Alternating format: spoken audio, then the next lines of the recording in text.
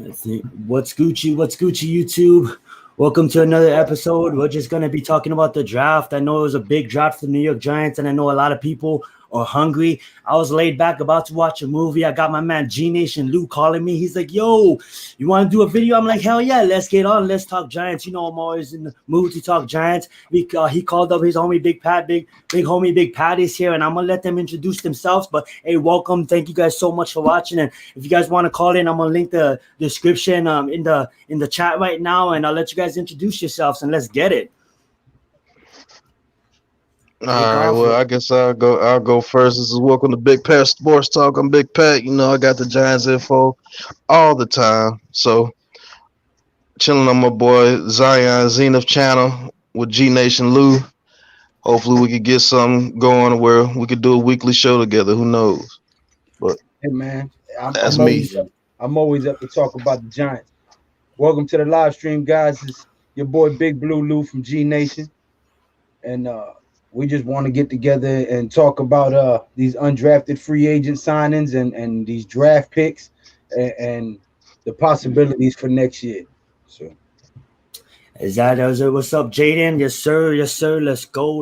What's up, Benny? Champ, what's good, Champ? You don't even have to call Benny. As long as you're here, you can always get your chats posted up on screen. Make sure you guys all go check out Lou's channel down below. Go check out Big Pat's channel down below. We try to get the Miz on, so hopefully the Miz can come on. If not, it's all good. We have perfect amount of entertainment to entertain you guys, and for free. Make sure you guys call in. We want to hear from you guys. Big draft. Not only did we come out this draft with a dynamic playmaker in the first round, we also came out of this draft with a fifth round pick that we ended up trading around, moving up to get Robinson. That he was ranked on some people's top 10s. So that's a big addition in Robinson. Being that Bradbury is getting kind of up there in age now, he's right there in the middle of his prime, but that's good. You want to draft for the future, and plus two, you can't go wrong with depth. Good defenses win championships, but good defenses have depth, and that's what we did in the draft. We didn't reach for any offensive line. I'm gonna let G Nation take it over in a bit. Make sure you guys go check out his video. He made a good video on his channel that is linked in the description where he covers the people that we took undrafted, some offensive line. So I'm gonna turn it to him in a bit. But we did get a fifth that we ended up trading away that I talked about. We did acquire a first next year and a fourth next year, along with a third next year. So we have a ton of picks going into next year. I'm excited for the season. G Nation, I'm gonna just ask you if you wanted to just talk to these people, talk to some Giants fans about what you think about these auditions of these undrafted undrafted rookies that we grabbed, that we picked up that wasn't drafted. Well, I mean, first we got a center from the Florida Gators, Brett Heggie, 6'4", 313 pounds. What's going on, bro? And then we signed a center/guard from UTLA and Baylor, Jake Burton, 6'6", 310 pounds. So we got two hog mollies, young rookie guys. We also signed Zach Fulton, former Texan and former Chief. So we did address the O-line. There was a lot of people crying after the draft saying we didn't address the O-line. The Gettleman and Joe Judge must have trusted the guys that they already had.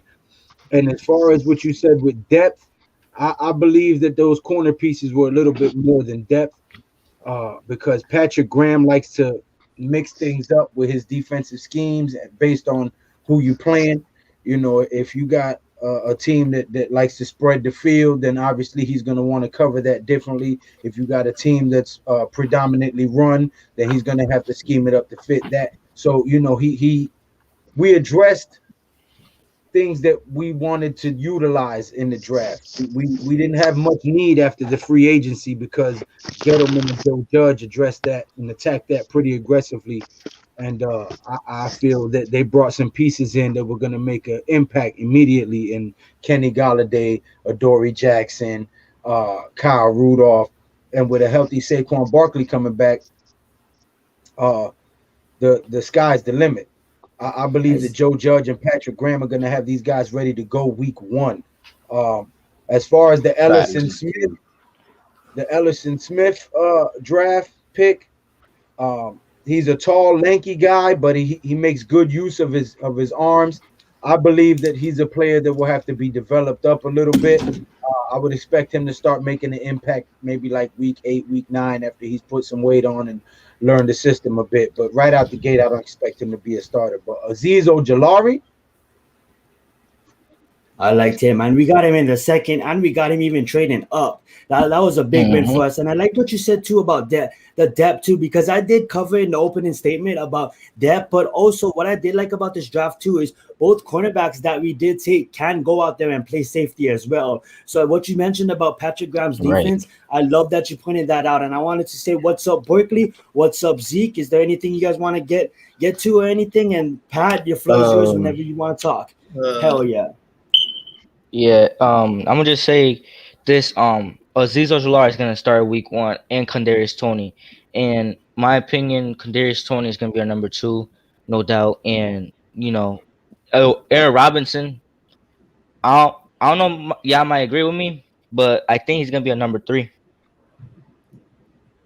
I think Darnay Holmes is gonna be our number 4.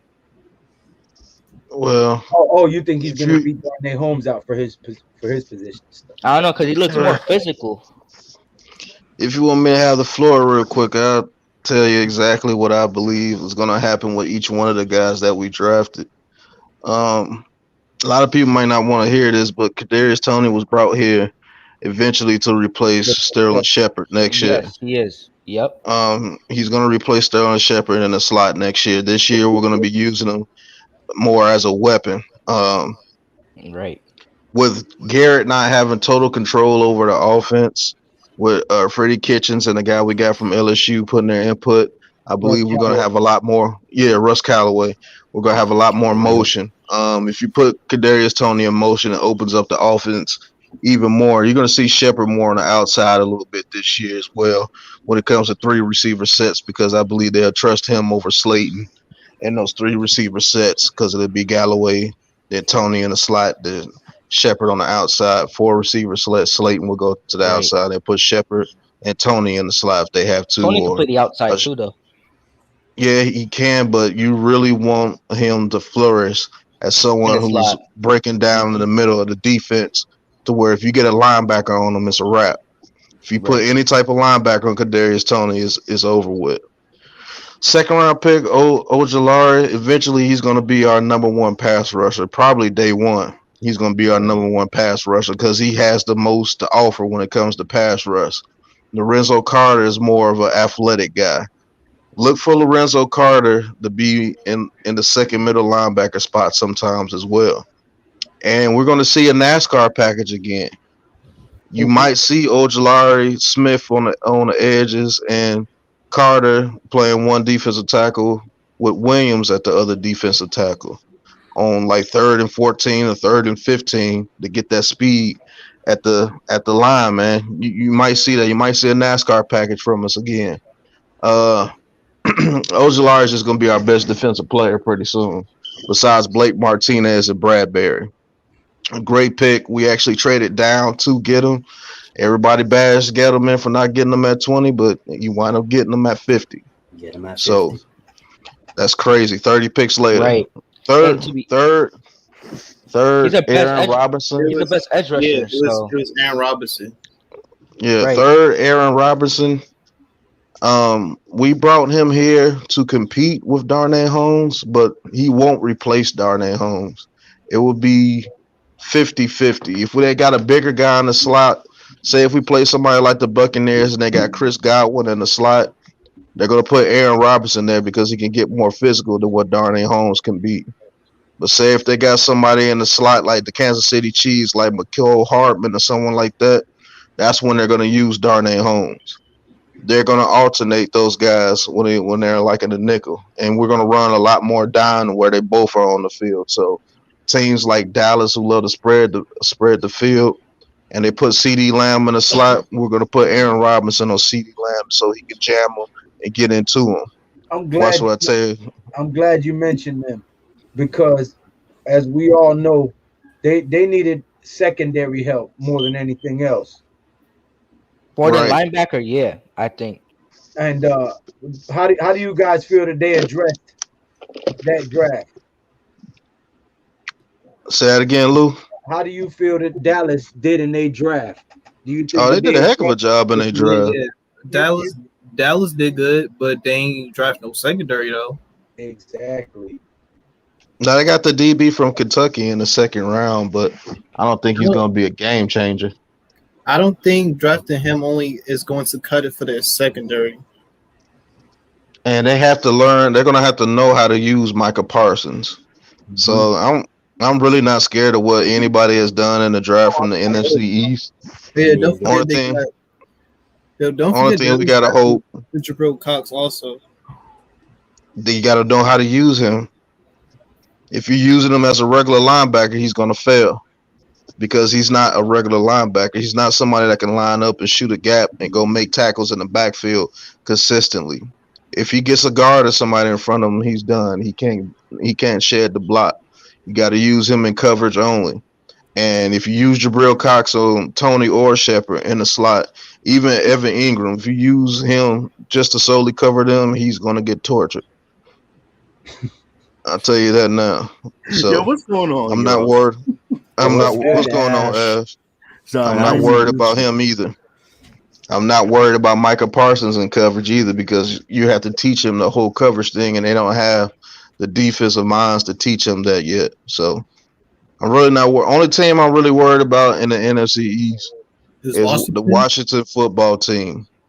But they got Fitzpatrick, so yeah, they got Fitzpatrick, so eventually he's gonna mess up. But if they ever get a quarterback, division game for the division championship, he gonna throw 3 picks that game. So I mean, yeah, if they ever get a solid quarterback, though, they get a solid quarterback, they're gonna be tough. Oh, yeah. I mean, their defense is still gonna be you're gonna have to score. You're gonna have to score because their defense can still beat you. But you know, I'm optimistic about us scoring on them. We was doing that last year with the makeshift offense we had last year. Yeah, without Barkley. So when you think about it, we was up 20-3 on them with nobody. Basically. Evan Ingram was our top target. So I'm not worried about the NFC East, man. I still think we go at the very worst 5-1. But I think we go 6-0 in the NFC East. Yeah, and I wanted to add in too before we get to Ashmoney. I want to get him on and see what he has to say. But I was gonna add too. It's funny how I don't want to talk about the mainstream media and shit like that. But what's up, Joseph? Glad you could join us. Please call in, my friend. Let's get it. You already know. I wanted to add in too. It's funny. I've been out of basketball, but it was a good game according to Joseph. So let's get it. We killed the Hornets. So I have to go look at that. I'm gonna start watching the playoffs comes around and stuff like that. But getting back to the Giants, I wanted to talk about how the mainstream media, how they so easily to hate on Daniel Jones and forget about what he did in his rookie year. And in his rookie year is I get it. It was overshadowed by his turnovers, but he had so much three touchdown games, 4 touchdown games with the weapons that he did have on offense. And now that he has played bad teams. His stats on his rookie year on bad teams. Were on bad teams. He scored, I think it was 15 touchdowns on 3 teams. But that's still Washington twice and the Lions. The Jets, the Lions, and the rest and the football team. The reason why I'm bringing that up too is that's when he hit it. There was a compliment because of the fact that what he had on the team. Now he has a player like Tony, and he should have Barkley fully. Wait. His rookie season. He had a healthy Barkley. He had not fully healthy. Sterling Shepard. He was still not fully healthy. Sterling Shepard, I never counted healthy. You can't depend on the 5th round pick. Edgar Ingram was still trying to pick him shit up, and Barkley wasn't full at 100%. So when you look at that season and you look what he did last year with the weapons he has without Barkley, you're gonna see a big jump in our quarterback in year 3. Now a lot of people say this. I'm not a Daniel Jones hater, but you're being realistic, and I love it. Realistically, Pat Shurmur used him best because Pat Shurmur drafted him for his style of offense. So when you bring him now to a Jason Garrett offense, and then your main weapon in Saquon Barkley is taken out of that equation, then he's going to struggle naturally. But that still doesn't take away that he holds the ball too long.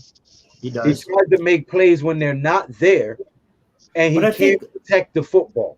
a bunch of that too is just not being able to trust the people that's in front of him, and also not being able to trust his receivers at some points. There's so much times where he threw it to receivers and they dropped the ball and stuff. So now that I feel like he's taking Galladay in the offseason, he's taking people, he's gonna see us draft people like Tony that could get him to the house. Like it's very few to it's very hard to play in the NFL as a quarterback without your number one receiver. I can think of quarterbacks that do it in like that really doesn't have a stud in like maybe like Lamar Jackson and Deshaun Watson. But if you look at you look at quarterbacks, they have studs. You have Green Bay. He has Aaron Rodgers. He has Adams. You know what I'm saying? You look at all these other quarterbacks they had. Like when Diggs went to Buffalo, Josh Allen rose. His game level rose. So that being said, I just really I don't want to look at it like, oh, Daniel Jones has a chance to prove himself, because I think Daniel Jones is gonna prove himself, and not only is he gonna prove himself,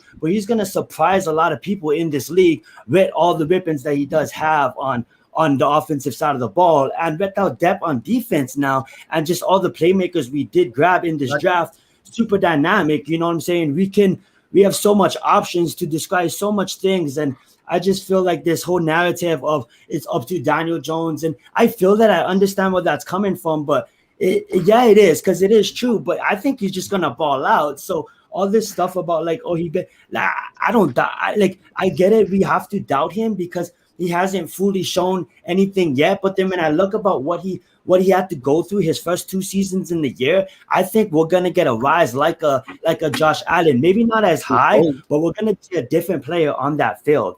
And I'm gonna let Ashmoney and Barkley weigh in, and I'll give the floor back to you guys, and let's get it. Yeah. Anything you guys want to talk about? Thank you so much for calling in, Ash. Yeah, no problem. I'm finally home, so I'm a little excited right now. That's why I came in with a whole bunch of energy, because I'm gonna be making a lot of content now. But y'all was talking about the draft, I guess, like going, based off of the round by round pick and stuff like that. But I want to go off of what you said about Daniel Jones. I totally agree with you. And I've said this countless times and times again. I'm not going to call a quarterback that threw for multiple 4 touchdown and 5 touchdown games trash, And I know he went against sucky competition, but he still had that confidence. And I saw it throughout the season, even when he faced, New England, on what was that, a Thursday night game in Foxborough. No, nobody said he was trash, Ash. No. Why do people do that, man? You say a certain person has a deficiency, or you automatically call them trash. If you say LeBron James is not the GOAT, you call them trash or something like that. Hold on, because y'all misunderstanding me. I'm not saying y'all say he's trash. I'm just saying that, that's what I say over and over, because I got into an argument with my uncle over the weekend. He's not a big fan of Daniel Jones. So I'm not saying y'all say he's trash. I'm just saying that's just what I say over and over again, I feel back to like, I believe he has the talent. He has the tools, but he focused on his own mind. I got it. I love that. If I could say one thing, if I could say a couple of things on Daniel Jones, Ash, and I'm gonna let you get back to it, bro. Yeah, go ahead. When it comes to Daniel Jones, man, it's frustrating. It's frustrating because you can see that he has the talent. He has the utmost talent to be a top quarterback in this league. You can see it. Certain plays, he looks like everything that we want him to be, and then certain plays he looks like everything we don't want him to be, like the Pittsburgh interception to the defensive tackle Craig Hayward when we was down 16-10, where we could have got points to get closer. That's unacceptable. If anything, he should have dumped it off to Saquon Barkley from the get-go to see if Saquon could break off a tackle or something. It's the only thing he had. Don't try to make something out of nothing. The Redskins game, when he threw the interception to the safety in the end zone, although I believe his elbow came out of bounds first, that's still a play you can't make. You can't make a play like that. The 2 interceptions against the Buccaneers, you can't make a play like that. That cost us points. So not only are your receivers dropping passes, he's doing things too. and his pocket presence has got to go up. He has the pocket presence of a rookie, less than a rookie and sometimes. that's why And if he gets that up to par, he's automatically a top 15 quarterback off jump. If he gets that off the par, you know why? Because if he's maneuvering that pocket, it's going to allow him to make the plays that he can with his athleticism. The dude's fast as hell, and so if he maneuvers in that pocket and gets out that pocket, who knows what can happen? Because now you have to respect Daniel Jones when he gets out the pocket because he can take off on you and outrun your whole secondary. He's done it before. So if he gets that up, just his pocket presence alone, he's good enough to take us to the playoffs automatically. Just that one thing. And that's the main thing you have to have as a quarterback, pocket presence. That makes you go ahead, Lou. I keep going back to this in a lot of streams that I'm in, and because we also have to remember that he didn't sit behind Eli. They threw him in, and he was the starter, and Eli was the backup, which I still don't know how in the. But anyway, the thing is, Eli trained Saquon Barkley for a year. So Saquon Barkley learned under Eli Manning how to read a defense and communicate with his quarterback in case his quarterback didn't see something, or vice versa, so they can communicate to each other. So Barkley being out of the lineup really hindered him because this was his first year in a new system, and he didn't have that second pair of eyes to maybe see things on the defense that he missed. So we also have to factor that in because a running back plays a big part in reading the defense and communicating to the quarterback and the lineman. Yeah. Here's what I was trying to say is, I've seen positives and I've seen negatives from Daniel Jones throughout the 2 seasons. Back in his rookie season, I saw him, doing good against good defenses and also doing bad. Like I brought up the New England game.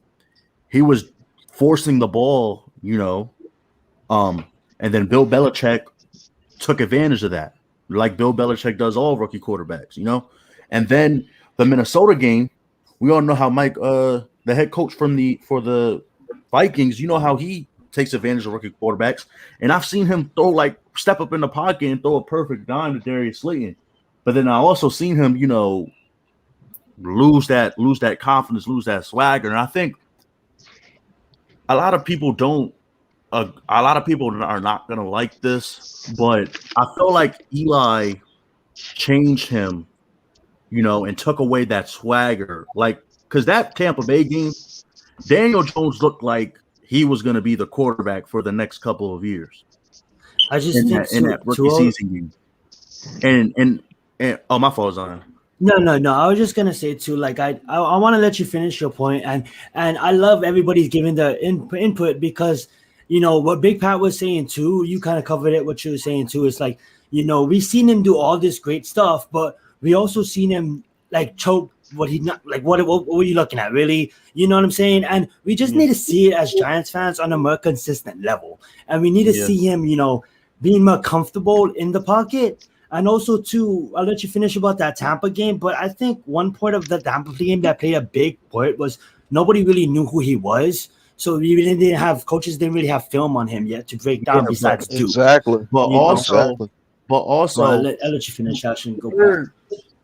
He went into the huddle and was like – he was just balling. I don't want to cuss, but – you can cuss. It's fine. We're going to fucking score. Like – yeah, that's what I want out of Daniel Jones. And then throughout the season, and even the second season, he turned into like basically Eli 2.0 when he's all quiet and he's all, he's professional, and that's good. But sometimes you need to have that swagger as a quarterback. You need to have that it factor. You brought it up too. He was in his own head. What did him going quiet, as you say? What did him going quiet have to do with Eli? Because how did Eli? That's the same. Like Eli wasn't making any noise or anything on the bench. Eli was actually cheering him on. So Eli couldn't have taken away his swagger. It's his own mental capacity. Or are you talking about throughout? I'm talking these Like throughout the seasons. season, what did Eli show you that he did to Daniel Jones? That's just Daniel Jones. That's like Daniel I've Jones' seen it. character. He's not a rah-rah guy, but that was his first start, so of course he's He gonna be a little was. bit hype. But Daniel Jones is not a rah-rah type guy. He's He a was back in laid-back kid. college. No, he was wasn't. back in college. Yes, he was. No, he, what rah-rah guy you seen that do?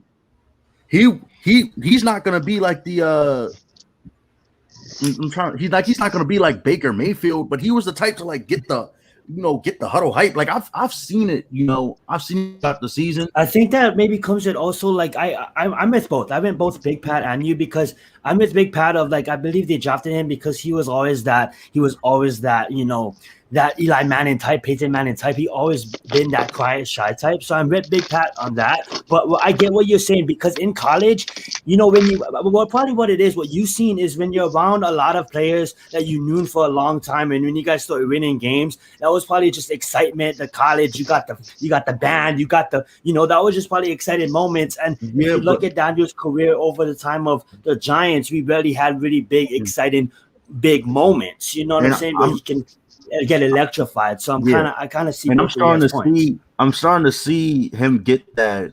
I just use swagger because that's just the word I use. But I'm starting to see him get that swagger back in the off season where he's building up that chemistry with his team, and he's out with Sterling Shepard golfing and stuff, and then he's out partying with Will Hernandez on the plane and stuff. I'm seeing that to combat that, Ash. He's been doing that. He took Shepard and Slayton and them out there last summer to work out with him.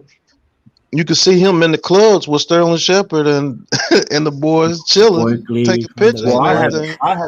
Well, that's my mistake because I haven't seen. So he's a team-oriented guy, but that's just not his personality. He's not a rah-rah type guy, and if you see him being rah-rah type, that's really going to throw him up because he's trying to be something that he's not.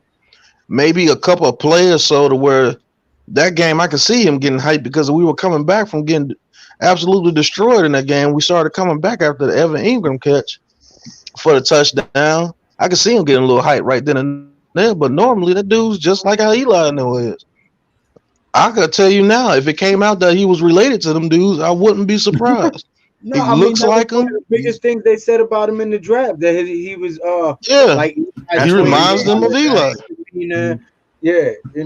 They called a lot of people didn't like that at the time though, but a lot of people didn't. The exact same thing. The exact same other stuff. The exact same thing you just said about Daniel Jones is what they said about Eli Manning. He doesn't give emotion and everything, but some guys are just they lead by example. Some guys just lead by example. They don't say anything. They want you to go out there and do what they do. That's what Eli was. He wasn't the type of guy that kills his receivers. He might get mad every once in a while, but you'll never see him berate his receivers like a Brady or a Peyton Manning. And that's crazy because that's his brother, but he's the exact opposite of his brother. He went out there. I'm not like the greatest thing Eli was. What he showed you what he was that San Francisco game, that NFC Championship game against San Francisco. He was getting absolutely murdered in that game. And never said one. His helmet. Never said one word. All he did was he kept getting back up and going out there. That's what Daniel Jones has. I'll tell you, Daniel Jones is tough as nails. That dude would get hit. He would get right back up, go to the huddle like nothing happened. He proved the famous helmet, and he couldn't run worth a damn, but still wanted to come out there and play. Right. Yeah. That's exactly with the toughness of Eli too. The whole helmet catch when he was getting yanked in the Super Bowl, he just got back up and do his thing over and over. Wait. Oh yeah. Do y'all also remember that 49ers game where Eli was getting beat up by the 49ers D-line, but he still got up and made throws? That's the type of guy. That's the type of guy he is. They lead by example. They don't have to rah you or anything. That's not what I'm saying, Pat. That's not what I'm saying. I'm talking about basically like his swag, like me seeing him play. Like, yeah, that was Daniel Jones' first game, but also I saw it in like the next couple of games, like the New England game and the Minnesota game.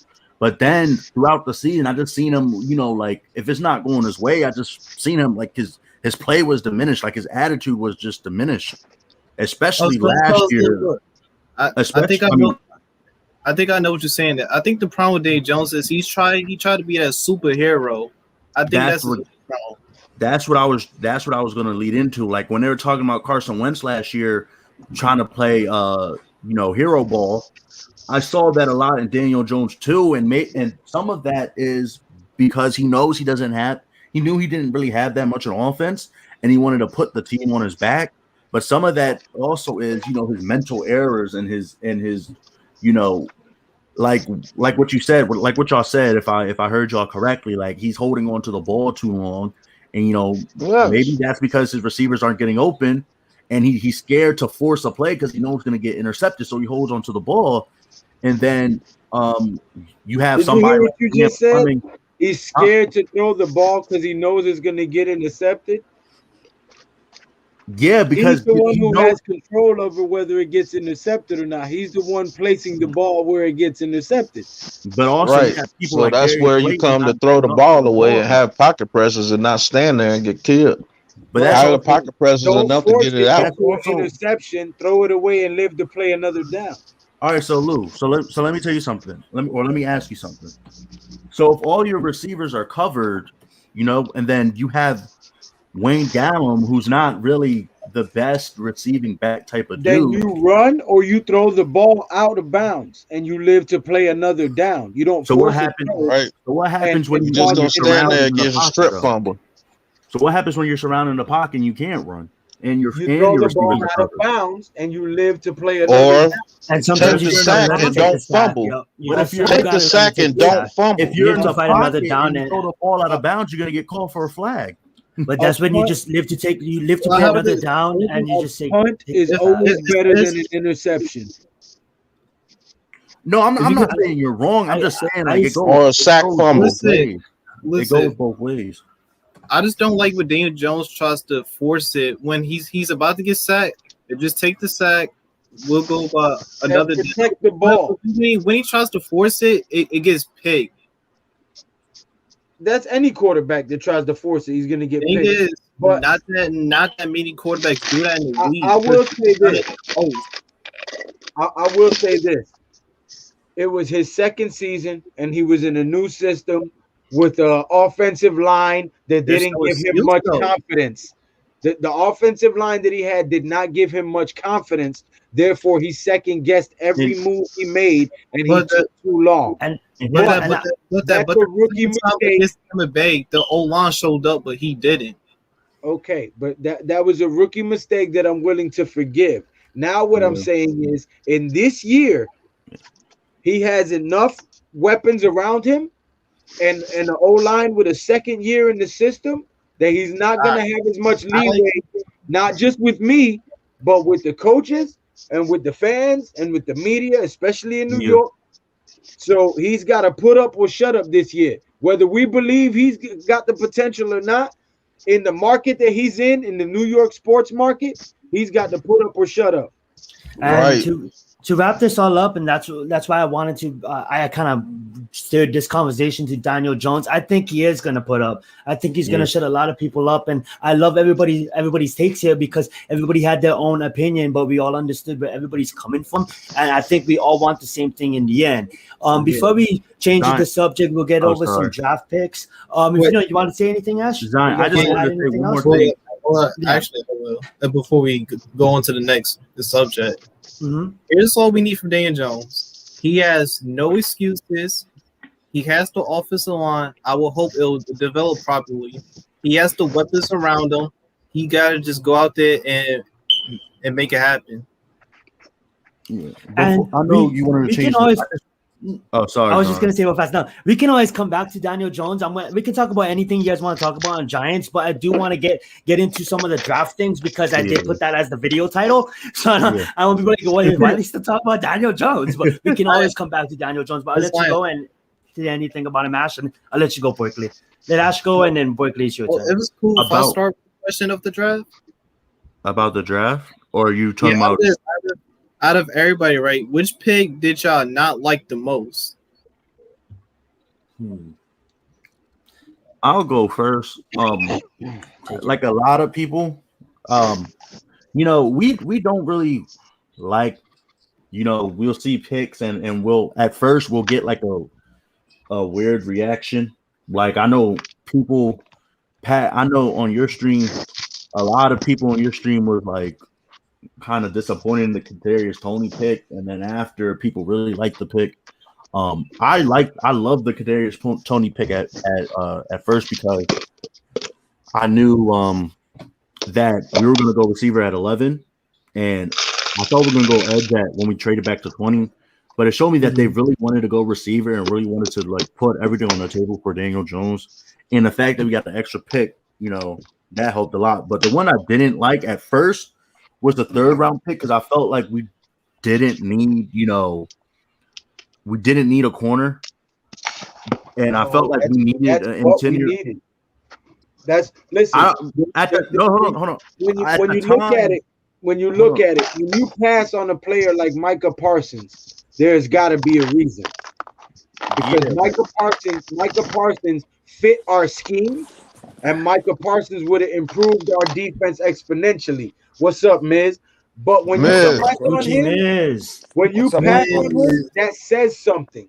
That says that you already have a strategy, a scheme, a game plan in mind, and players and special qualities and traits that you're looking for. Yeah. So you have a player like Bradbury, who had a 3-year deal, I believe it was, with the option to opt out after the 2nd year. Then you have a player like Adoree Jackson, who's coming off an injury season. Okay, and then where's your depth at? Darnay Holmes, Julian Love. That's it. But I think real fast. I think you gotta let him. I think you gotta let him finish because it's not like he was downing Aaron Robertson. It's the way that Barkley. But I'm saying it was more than just a depth piece. It was a future signing as well. Here's what I was trying to say. I was trying to say at first, a lot of people, including me, didn't like the pick, right? Because people felt like at that spot we needed an interior offensive lineman over a corner at that point. But then after I did it, after I looked over it and I looked how high his value was, I was like, let's roll because. If you look back at the rumors going into the draft round 1, a lot of people were saying that we might go J.C. Horn or Patrick Surtain because that's how Patrick Graham wants to run, his defense. With a lot of corners on the outside and a lot of corners in the back, and then let the pass rush, or if he had a lack of pass rush, come in and sweep them up. Kind of get like some like coverage sacks. So. I wasn't, and you're right. I wasn't saying that it wasn't a need. I'm just saying that I felt like at that time, interior.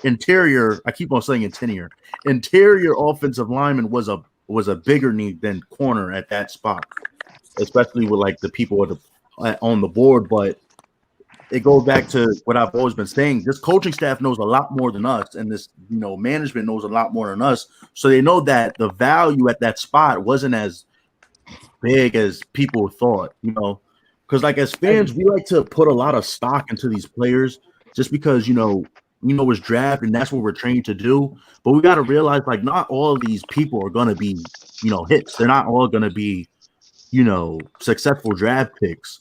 So but I believe ours are, because I believe that Joe Judge and Dave Gettleman did their due diligence, especially with the COVID pandemic and all the rules and stuff in play. I think that they went above and beyond. Let's not forget that Joe Judge is a teacher.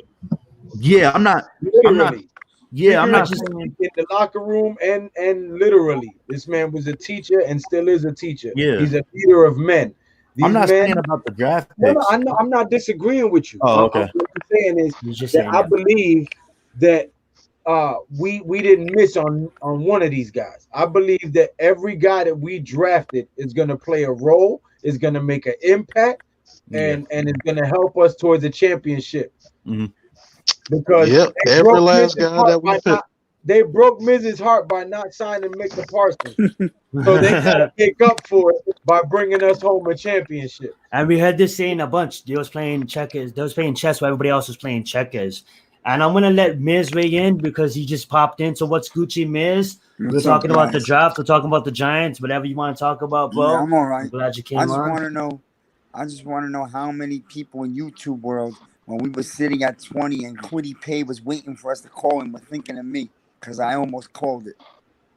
You guys know. I know you really wanted. I know you really wanted Quiddy Pay. That we were gonna draft Quiddy Pay, but I was off. But you know what? They did a great job, man, because the trade down was amazing. So even though the Eagles tried to screw us, honestly, all they did was help us. They screwed themselves. Yeah, that's true. Yeah, because think about it, we got like 11 picks in the draft next year. Devontae Smith looked like they snatched his soul out his heart. Oh, he was so mad when they called his name. Let me ask you guys a question because there's a lot of whispers going on here in New York. This Aaron Rodgers thing, it's got some smoke to it. It's got some fire to it, you know. Like today, Gettleman was on the radio. So was Judge on WFAN Sports. They interviewed them live. And they didn't completely shut it down. So I'm gonna say this. They said they listened to it, but we have. I'm gonna say this about it, Miz. Ammo for it. The New Only York way complained about a 37-year-old Eli to then turn around and show interest in the 37-year-old Aaron Rodgers. I don't see it. Aaron Rodgers, I will say this: Aaron Rodgers is on a different level when it comes to quarterbacking. Yeah, but his attitude keeps him away from getting his Super Bowls. The man only way talks about his team, his coach, his players. Yeah, only way you're gonna see Aaron Rodgers in a New York Giant uniform is if he's in a facility for about a week and he's talking to Joe Judge and the coaching staff the whole time. He says all the right things, and he says everything right. And the price is right. I don't think they want to give up a first round pick for him. I wouldn't. No, I would. He's a 37-year-old quarterback. I'll give him a second and maybe one of our thirds if he comes. But the thing is, what about Daniel Jones? See, that's the thing with Daniel Jones. Out of his confidence. It's a Jekyll and Hyde thing with Daniel Jones. Daniel Jones can shows you sometimes that he could be one of the best in the league, and then he shows you sometimes he could be one of the worst in the league. I call it that Fitzpatrick syndrome right now. He has that a little bit. Fumble Ruski, Sergeant. Yeah. Wilkinson. But as far as the Aaron Rodgers thing, unless they told Joe Judge and Dave Gettleman together, if you don't get us a Super Bowl within the next 2 years, you're both gone. I don't think Aaron Rodgers would be a quarterback here.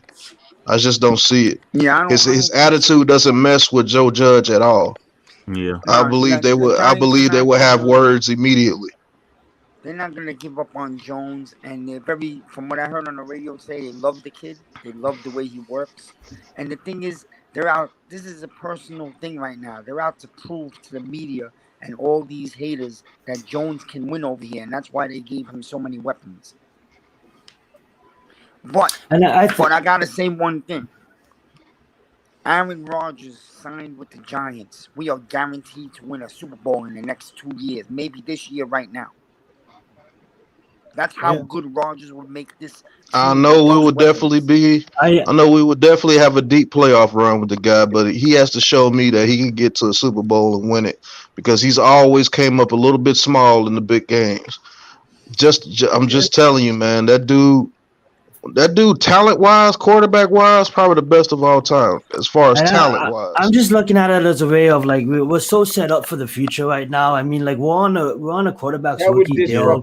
We can't. The salary cap will be all messed up, and plus too. Do I feel that Rodgers is worth a first-round pick? Absolutely. He's coming off an MVP season at his age. But at the end of the day, I'm not going to give no, not the Giants. Maybe another team, but no, thank you. I'll take what we have next year. I'll take Daniel Jones, and guess what? There's a lot of quarterbacks that's going to come next year. And I was just up here saying that I believe in Daniel Jones. I do believe in Daniel Jones, but there's always that what if factor, and there's always that what if he doesn't perform, right? You know, with the Bears pick next year, that gives us so much options going into next year, and I don't want to mess up our salary cap trying to fit Aaron Rodgers' being budget. realistic, I'm not expecting the Super Bowl this season. Me either. I'm expecting a division championship, maybe win one playoff game, 100% and show that we're a contending team, and take our good draft picks next season and bolster up the rest of this team. The next year, culture going, get that third season under the system with Mr. Clap Your Hands out of here, and you know, build a decade of dominance. Yep.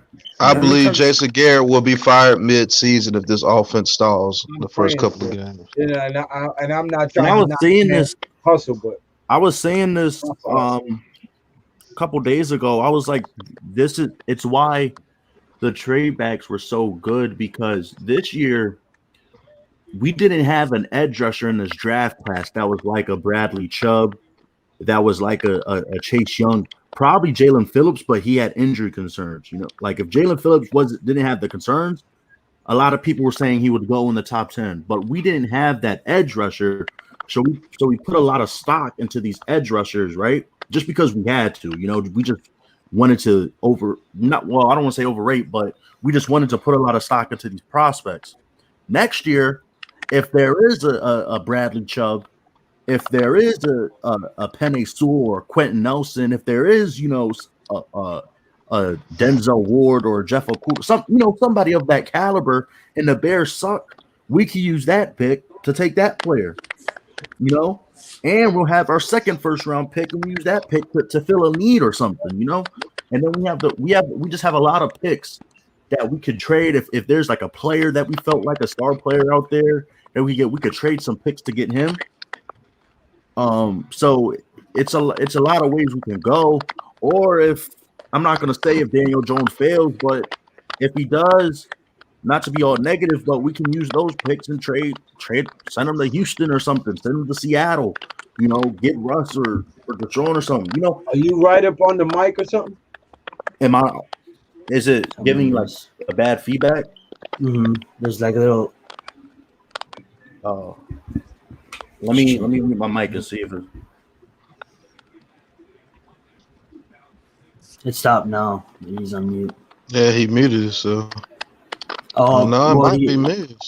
Well, he checks himself. I just wanted to say, everybody checks down mics, make sure you guys go all subscribe to Lou G Nation, subscribe to Big Cat, subscribe, not subscribe. Subscribe to Lou, subscribe to subscribe. What the fuck? Go subscribe. There you go. Get my English right. To the Miz, Ashmoney and Champ. Make sure you guys plug your channels. By all means, make sure you guys plug that. We got a little bit of static coming in, but it fades. That's probably me again. Wait, do you know who is this? The only thing I want to say too is fun. I was very, very, very, very, very happy, man. I mean, people were looking at me because I jumped up at the diner when the Giants drafted Zeek, man. You guys don't know how happy I was. Let's get it. Because I really felt we needed the edge rusher real bad, you know?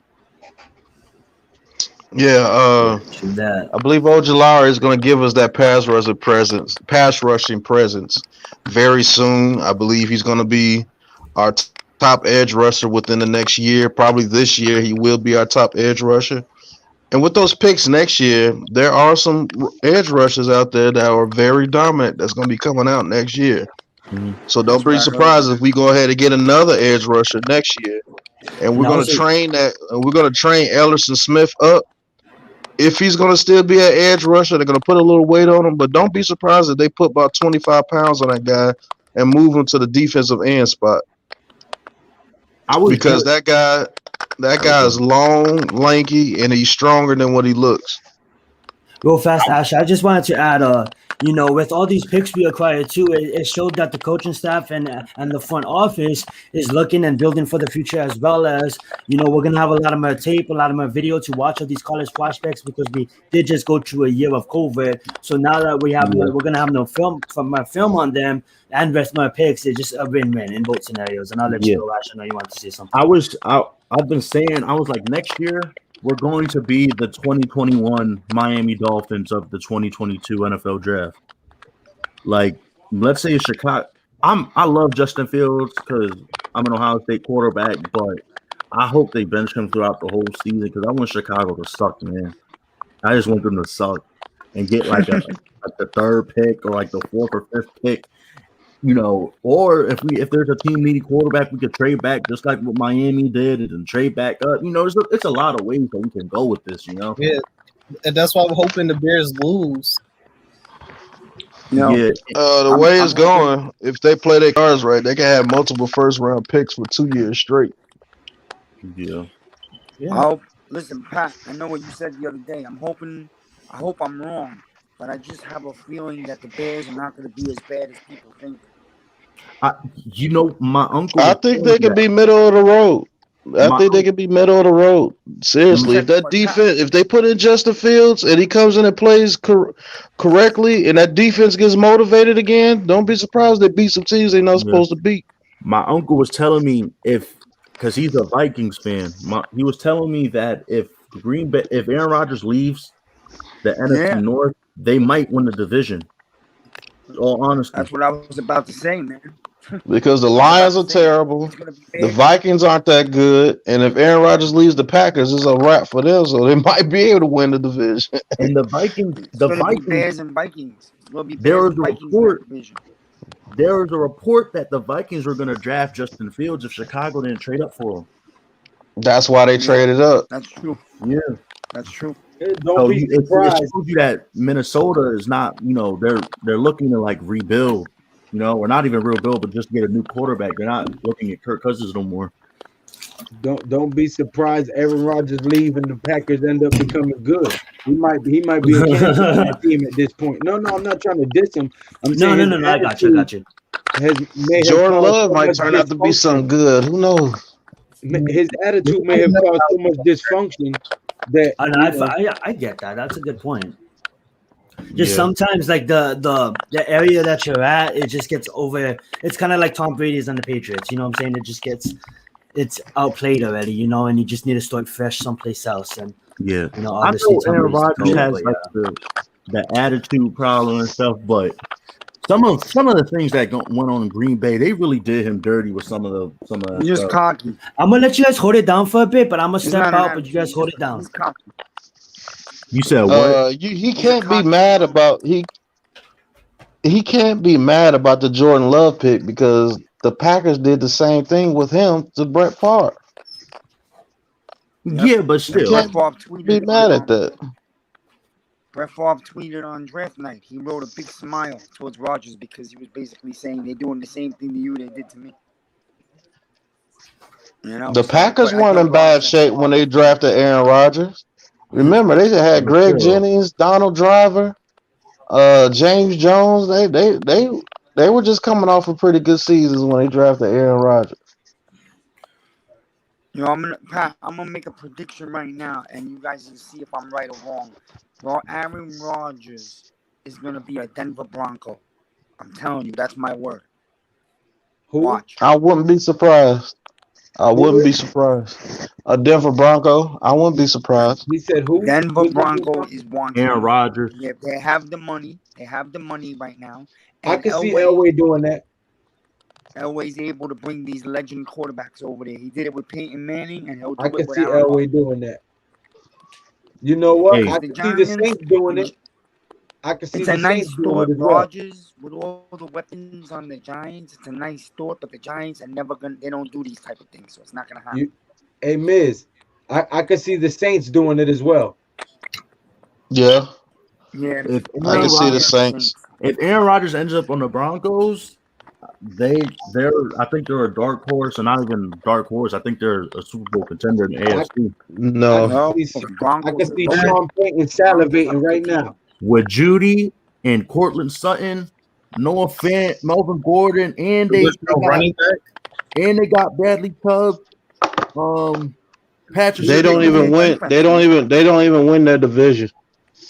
The Chiefs will still beat them out for the division. It's not about winning the division, though. And the Chargers still beat them. They could. The Chargers. Nah, not with Aaron Rodgers. No. No. The Chiefs win the division. They don't have to easily. win a division, but they can still. They put They can together still a be a. powerhouse offensive If he line. can't stand the receivers and things that he has in Green Bay right now, what makes the Denver Broncos better?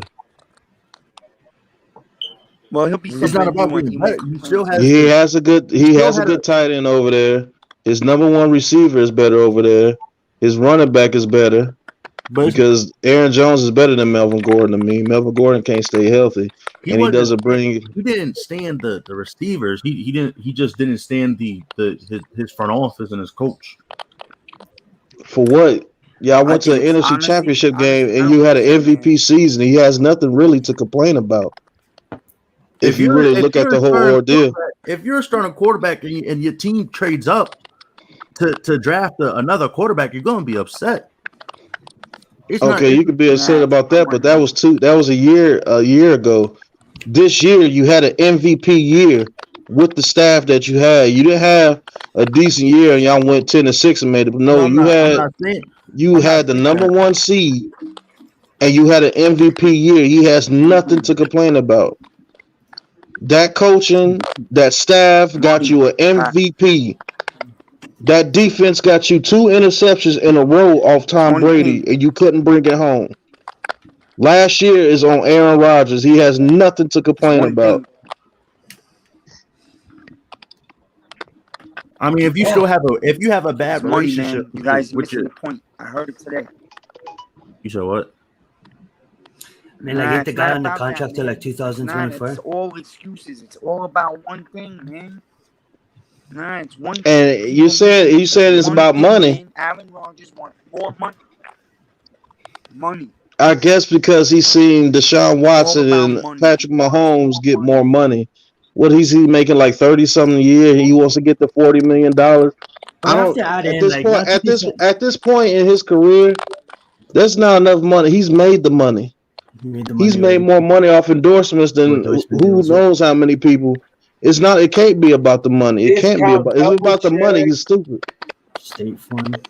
I believe he's embarrassed. The man wants to work on Jeopardy. He wants to do Alex Trebek's job. I believe he's tired of really playing the game of football. He's just ultra talented and he can do it. And I believe he's a little bit embarrassed about himself for losing the NFC Championship game last year. So he's one of those guys that tries to save face because he's ultra talented and he doesn't want the blame to be put on him. And so he wants to say my supporting cast and all that BS. No, you won an NFL MVP with that supporting cast. So they had to be doing something well for you to get an MVP and the number one seed in the NFC East. It's not even that defense. Do you think that defense got you 2 interceptions off Tom Brady to bring that home and had the Packers in the Super Bowl? That last year was on him, point blank, period. He can't blame no one else but himself. Oh yeah, the year before that against San Francisco. It's about over time. It's about it over time. Because remember that one play he could have ran inside the end zone when nobody was there. If he would have he throws a stupid pass. The drive before that, he misses Devontae Adams wide open on the back shoulder. How many times has he missed that? Maybe once out of every 100 times he misses that to Devontae Adams. He doesn't show up in big games. It's just the point blank period. That dude should have about 4 Super Bowls. He does not show up in big games.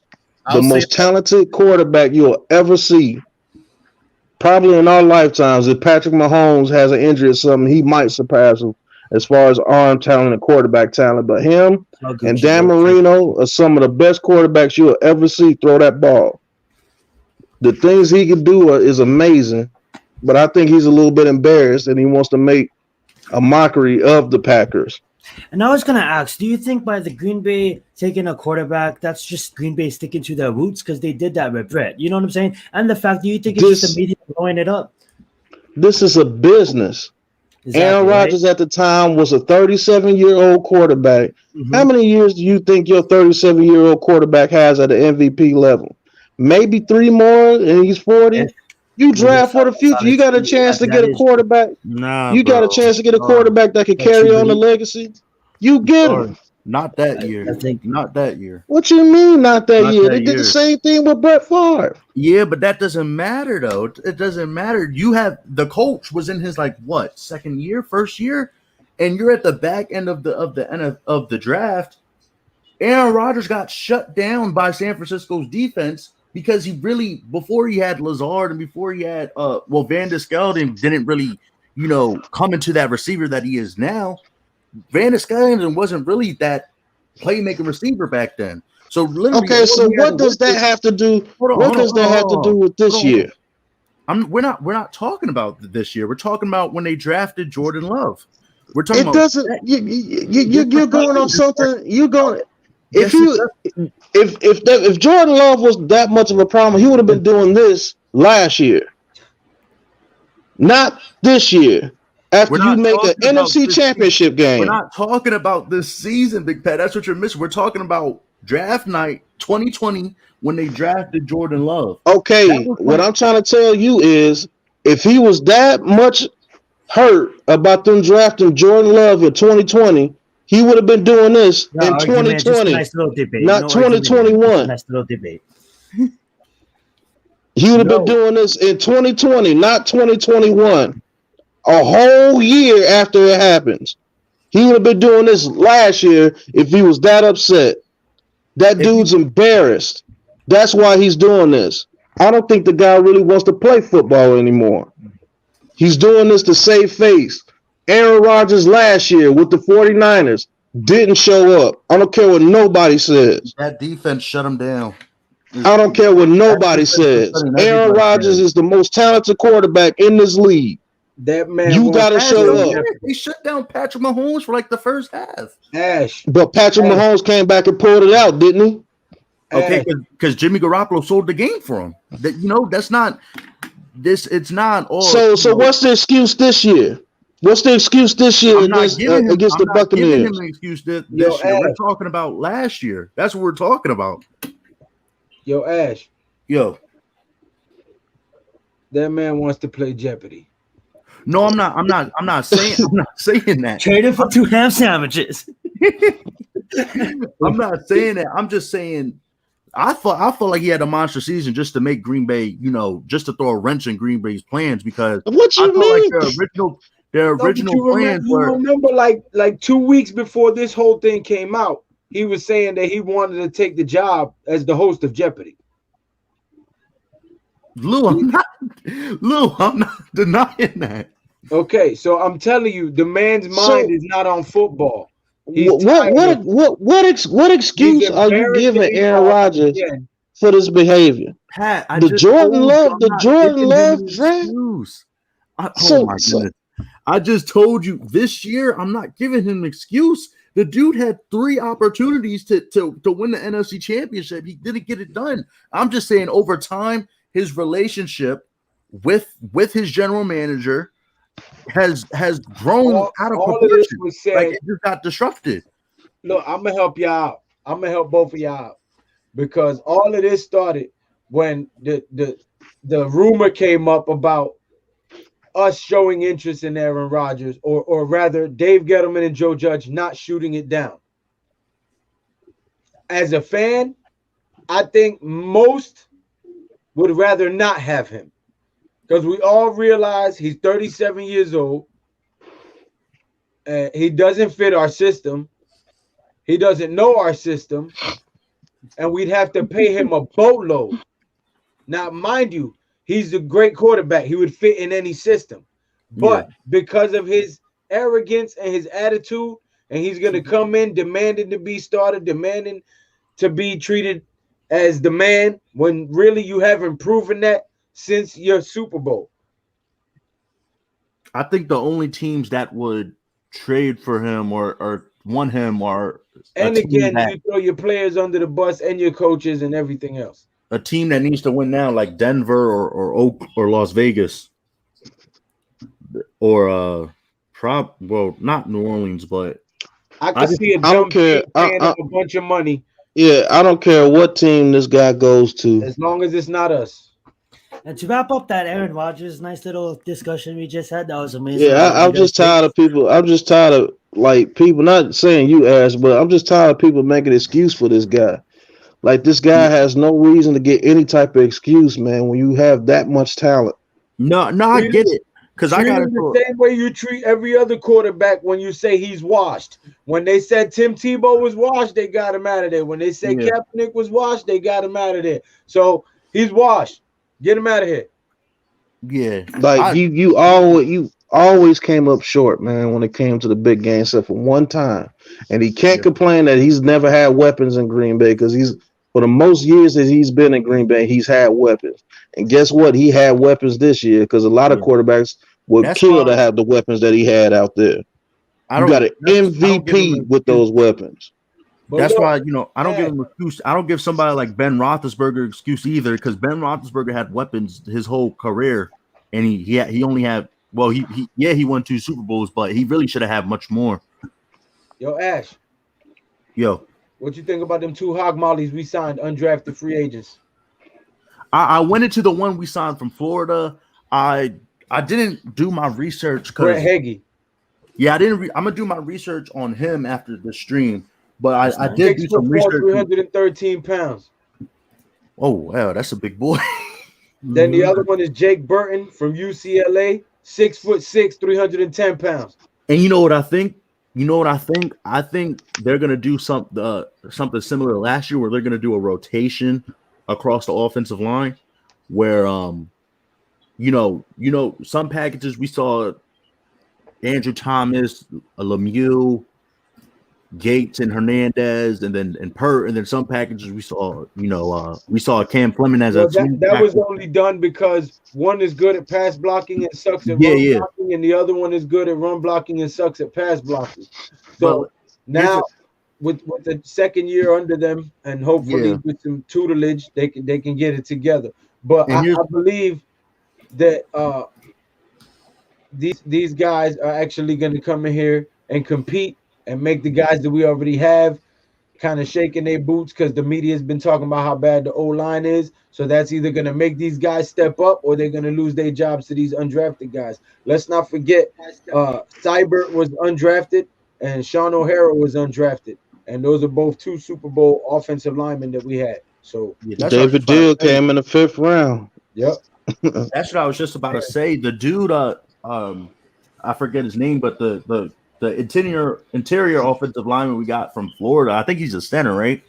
He's a center, yeah. He's gonna compete. I know he's undrafted, but he's gonna compete with Nick Gates for that starting center spot, or either. And Nick Gates is gonna start. He played center last year. He's originally a guard, but he played center last year. And the other guy is a center and a guard, Jake Burton. Yeah.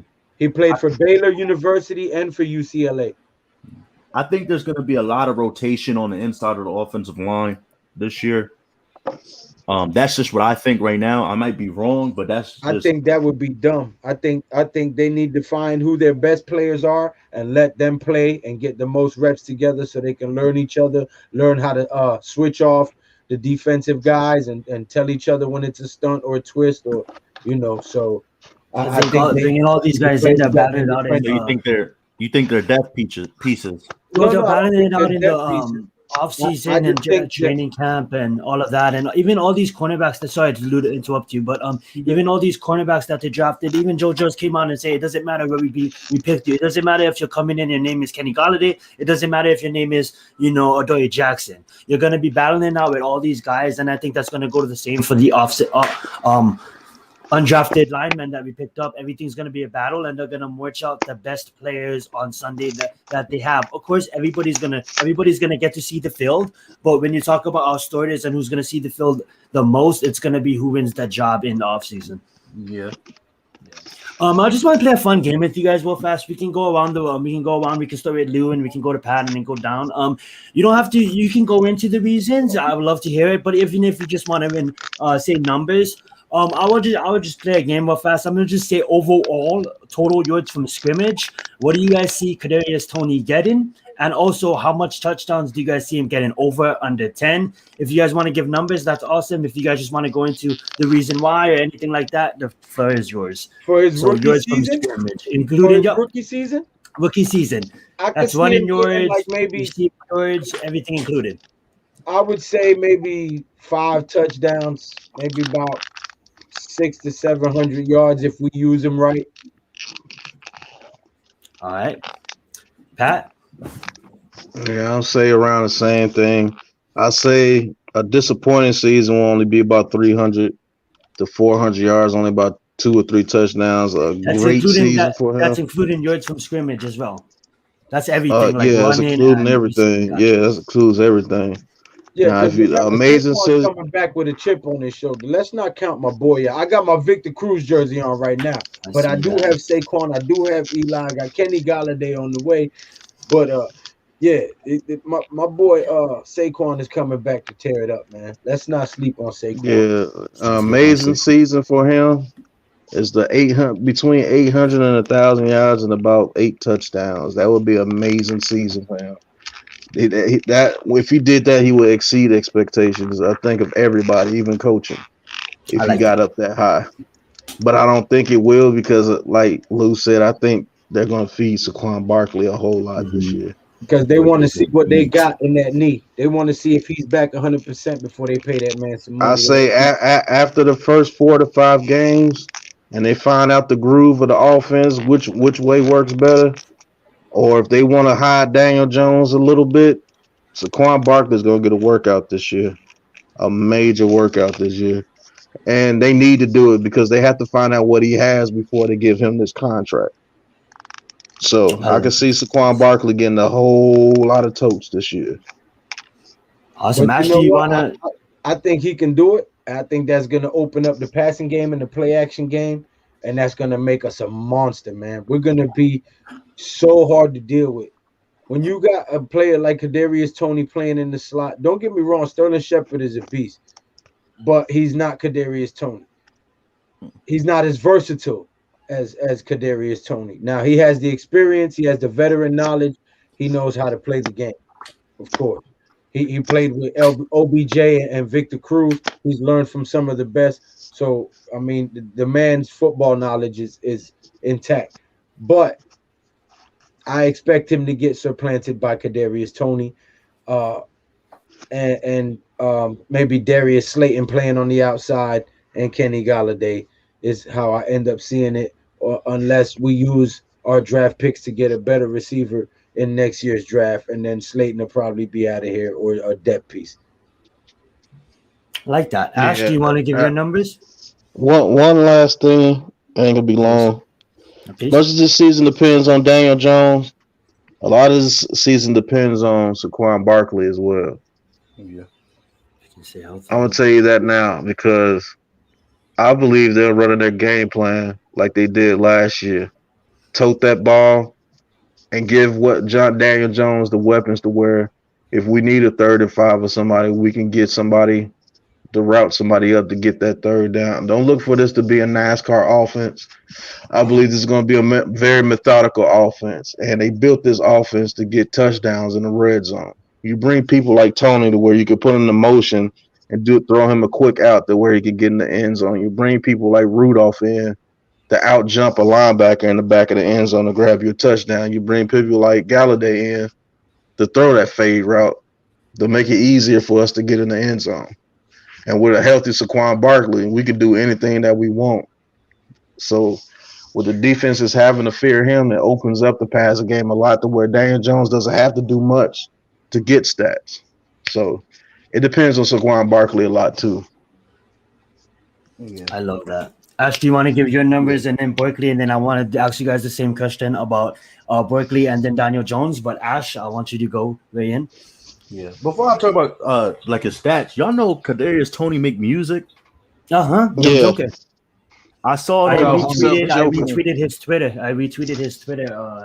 And the thing about him, I love about him, in every interview they ask him about his music. He says it's a hobby and he loves football first, and that's what we need here. Yeah. We need people that love football on this football team. But to the numbers, I think he might have a similar season to Sterling Shepard's rookie season. Mm-hmm. You know, because Sterling Shepard came into the season where he was opposite of a number 1 threat in Odell.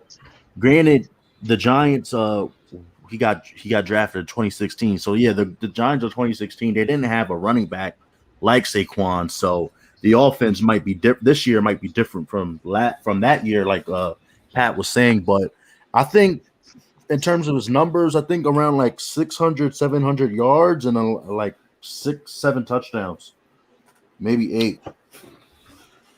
I like it. Berkeley, do you want to weigh in on this? Yeah. What I think about Kadarius Toney, I think he'll be really good in how system is based. But if I had to pick numbers, I'm gonna say 700 yards and 7 touchdowns. 7 touchdowns. I like it. For me, I'm gonna have to go with. I have a lot of faith in this guy because I also think that Galladay is gonna demand a lot of coverage, so that's gonna free Toney up, and once he gets the ball in his hands, this guy could get easily 30 yards like nothing. So I'm gonna give him 1,100 yards. I'm gonna give him about 800 receiving, another 200 probably running because this guy is both the dynamic. He can also run the ball as well. And also, I'm gonna give him about 9 touchdowns. I can see him getting seven through the receiving, and then probably another 2 or 3 maybe on the ground using him in like in running plays and stuff like that.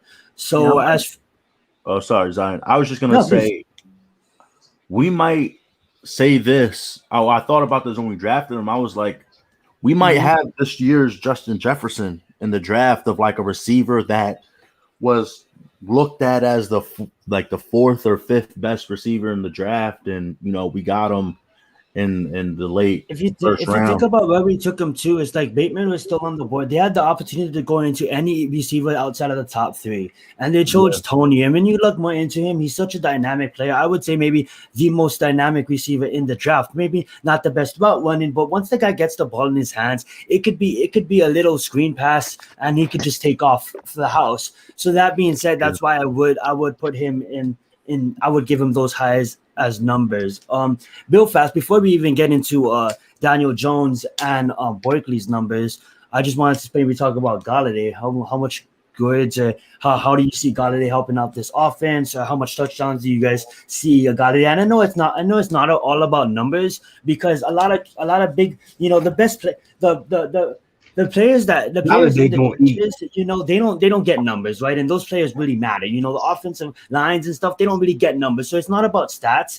Giants fans and Giants Nation, I just wanted to do this kind of like fun game to see where and for you guys have some content to see where everybody's mind is at with our receivers and stuff. So I'll probably start Galladay off. I can see Galladay maybe getting 1,000, 1,100, and I know I said 1,100 for Toney, and I just see it like a Juju and a Brown situation where Toney's going to have the ability to get more yak yards than Galladay. Well, Galladay is going to get majority of the touchdowns when it comes into 50-50 balls and just getting tackled immediately after the catch. Whereas in like Toney will make people miss. So I think Galladay will make people miss too. I'm not trying to diss Galladay, but I don't have a hard time saying that I could see Toney coming out with more yards of scrimmage over Galladay, being that he has his legs too in the running game on reversals and things we do like that. They're not going to use Galladay as a guy to create separation. They're going to use Galladay to go up and high point the ball.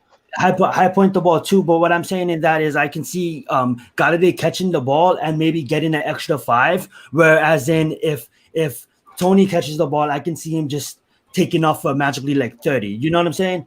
Yeah. With his speed, and that's why I would give Galladay maybe 10 or 11 touchdowns, but I'll give him at that 900 to 1,000 yards. I'll let you go, Lou. No, go ahead. Oh no, that's it. We're just gonna do the same thing, but for Kenny Galladay. No, I think Kenny Galladay gonna eat this year. Gonna eat? I love it. Yeah, I think he's gonna eat this year because whenever think about it, eat like 1,400, 1,500, or eat like 1,800. How much eating? I can see him having 1,000-yard season easy. Love it. Easy. I can see him having 1,000-yard season easy. Because if you double cover him, you bracket him, Kadarius Toney's gonna kill you. Sterling Shepard's gonna kill you. John Ross is gonna take the safety up and open it up in the middle of the field for Saquon Barkley to catch little short passes. Kadarius Toney to catch short passes, Evan Ingram to take it up the numbers. So I mean, it's just if they bracket him, they have too many other weapons to deal with. So they're gonna have to try their best to play their best corner against him one-on-one, and that's how he's gonna eat. Mm-hmm. I love that. Big Pat, you want to weigh in on this? Yeah, as far as Kenny Galladay, I believe he's going to get over 1,000 yards, probably around the 6 to 10 touchdown range, somewhere in between there. Because I think we're going to target him in the red zone a whole lot. I think we're going to use him to get up the field. I'm just be honest with you. If we're not throwing quick screens to like we sleeping, then we got Kyle Rudolph. Right. That's what I'm saying. Him and Kyle Rudolph. Kyle Rudolph might have 6 or 7, and Galladay is going to get about 6 to 10 touchdowns. Bye bye New England Patriots record-setting season on offense. Bye. I'm telling you, that's why they brought that guy here, man, Rudolph, for that particular reason. Because that's what we were missing in the red zone. We were missing that. Somebody that you could throw that ball up to and he just go up and grab it off of over the top of somebody's head like grapes. Him and Kenny Galladay could do that. Remember the catch he made on DeAndre Baker in the end zone when he played us?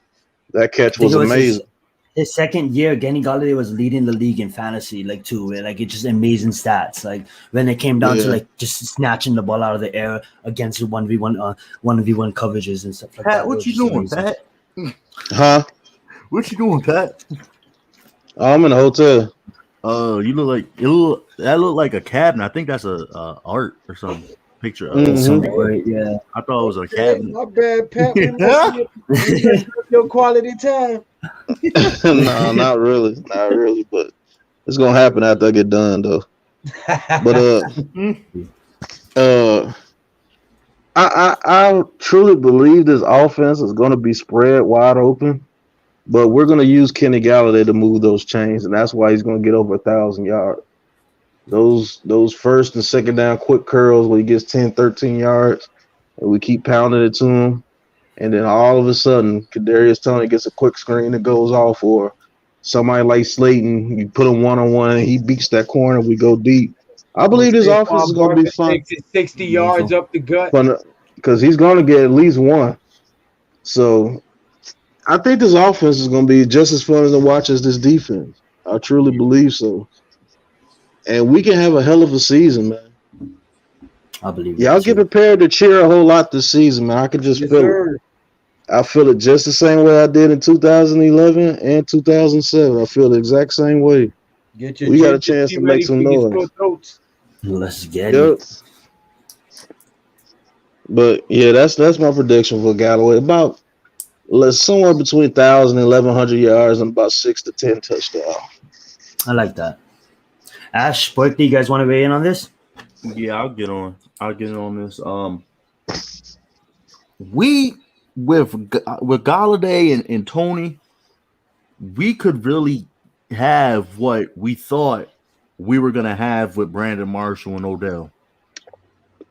With Marshall being that dude to make contested catches, but we all know he wasn't in his prime no more. But Giants fans were hyped when we got him, But I wasn't. And then have Odell, and then have Odell be that dude that could just be a game changer, But in terms of numbers for Galladay, I'm gonna say easy 1,000. You got to think about that trade. Sorry, Ash, but you got to think about. They got rid of him and kept Wayne Corbett. What does that tell you? Who are you talking about? Wayne Corbett was long gone before. Are you talking about Brandon Marshall? No, it was another guy over there. It was Wes Welker. On the Giants? Who was it that the Jets? He was over. Brandon Marshall was on the Jets before he came to us. And it was him and another receiver. Robbie Anderson. Eric Decker. Was Robbie Anderson on the team? It was Eric Decker. Decker. Yeah. It was Eric Decker. And got rid of him. So he was washed already, which is why I wasn't happy when we signed him. Yeah. What season did Andy Robertson do good? Like he had a pretty good season with the Jets.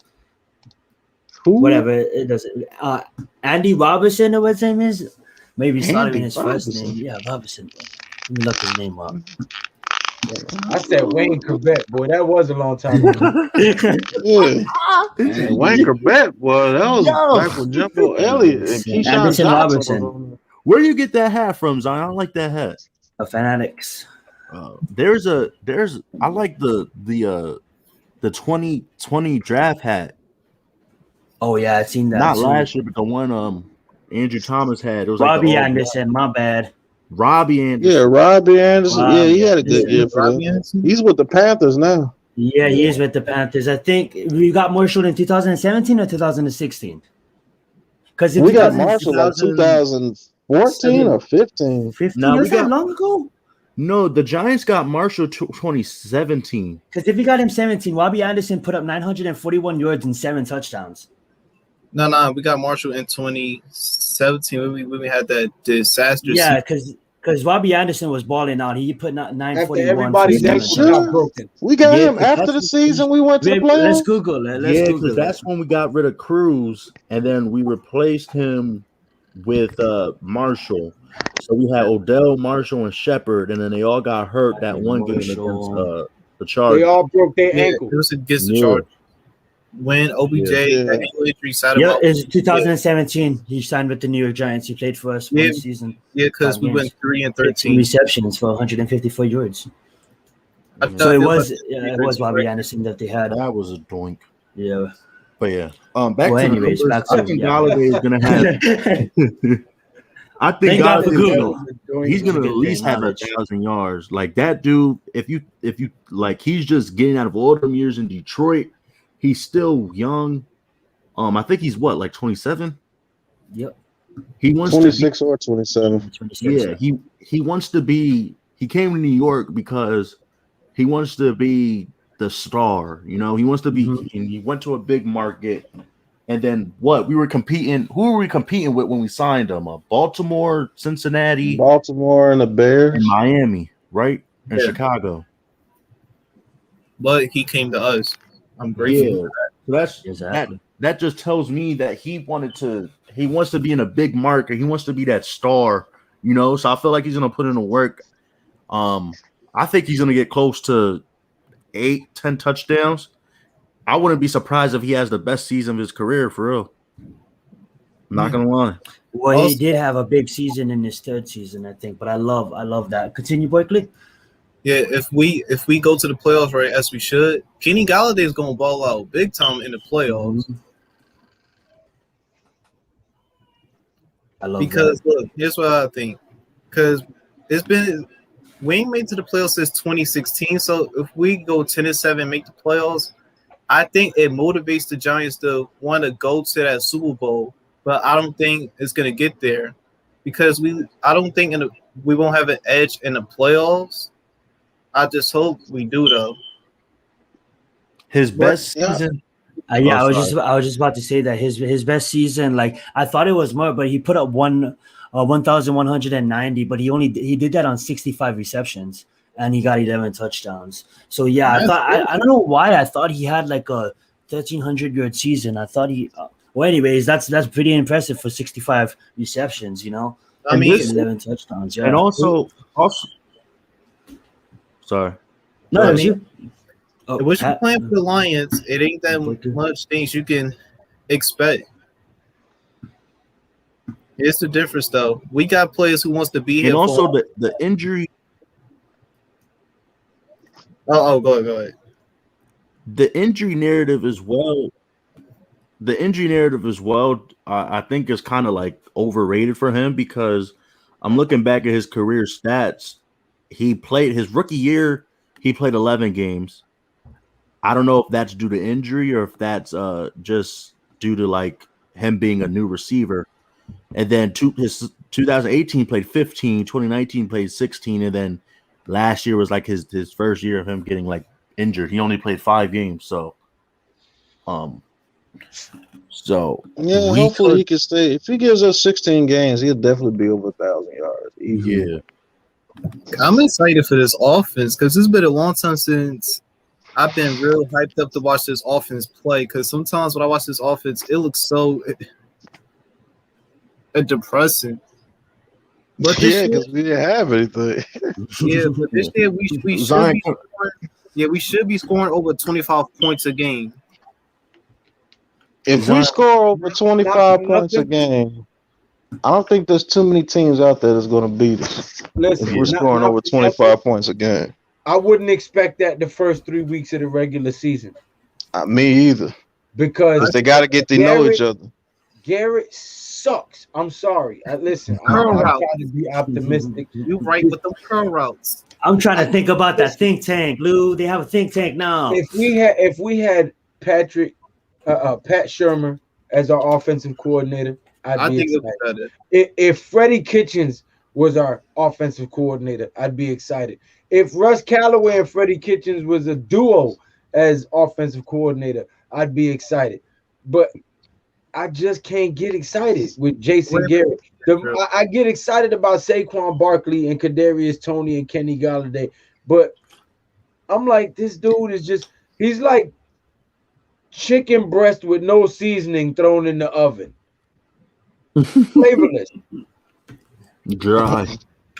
But you gotta think though, when he was calling those offenses over there with the Cowboys when they were fully healthy and he had Dez Bryant, even when they had Marion Barber and Julius Jones, his offenses were on point. So he has the pieces. He might be able to do something. He has Kyle Rudolph to run those little stupid curl routes that he loves to do with the tight end. But for some reason, that got Jason Witten into the Hall of Fame. So it must have been something right. I want to ask you guys a question real fast. I'll let you finish. You go because I think I don't want to change the subject. So I'll let you go first. I was just gonna say, Ash, my bad. No, you good. I think this offense is gonna be it's hard to explain this. I don't want my words to be, misunderstood, but I think it's gonna be with Russ Callaway's type of influence and his new Then I'll be happy. And I think Jason Garrett is just gonna be running it, but I think it's gonna be influenced a lot by Callaway. If that makes sense, Yeah, I'll be happy because that dude is an offensive mind. I think they have a whole think tank going and they'll have a lot of input. Maybe Garrett will be calling the plays on Sundays, but it'll be a lot of input throughout the week. I believe that they brought him in to get him familiar with the players in the system and bring his input in to the offense and then eventually slide him in at the offensive. Don't be surprised. Because if you would have an offensive genius like Russ Callaway as offensive coordinator and a defensive genius like Patrick Graham at defensive coordinator and assistant coach with a leader like Joe Judge at head coach, man, that's a decade of dominance. That's sustained success, which is what they was talking about building when they came here and started rebuild. I was just thinking about it. I'll go. Sorry, Zion. No. Just real quick. Yeah, I'll let you go. I was just thinking, don't be surprised if Jason Garrett gets fired throughout training camp. If it's real bad. God, I'll be about that. He'll be fired about week 4. I can see that. Nah, if the offense is struggling in training camp and Judge doesn't like what he sees, don't be surprised if he fires him throughout before the preseason. He might swing on him, son. I just want to ask a question too. So these coaches, if you're not a head coach, is it by your word, or is it more by you don't see these offensive coordinators or the defensive coordinators getting signed 2-3 years contracts? And if you do, please help me on because I'm trying to understand it. So if you don't see them getting signed to 3 years, lock them in for 3 years. That being said, do you guys see if our defense performs this season, Patrick Graham accepting a head coach job next season? I would. That's what I'm scared at. If they offer him the kind of money that he can't turn down, yeah, I'm scared about losing him. Yeah, but he did come out and say he did turn down other jobs and said that this was his dream job. I love that. That's what I was and just that he loved what him and Joe Judge were building here. I love that. So, and you don't see that, right? You don't see defensive coordinators signing multi deals. Is it just a 1 year kind of thing with these guys? And no, see, he's also the assistant coach. Mm-hmm. Yeah, Joe Judge's head coach assistant. He's the head coach. That did that so they could give him a raise.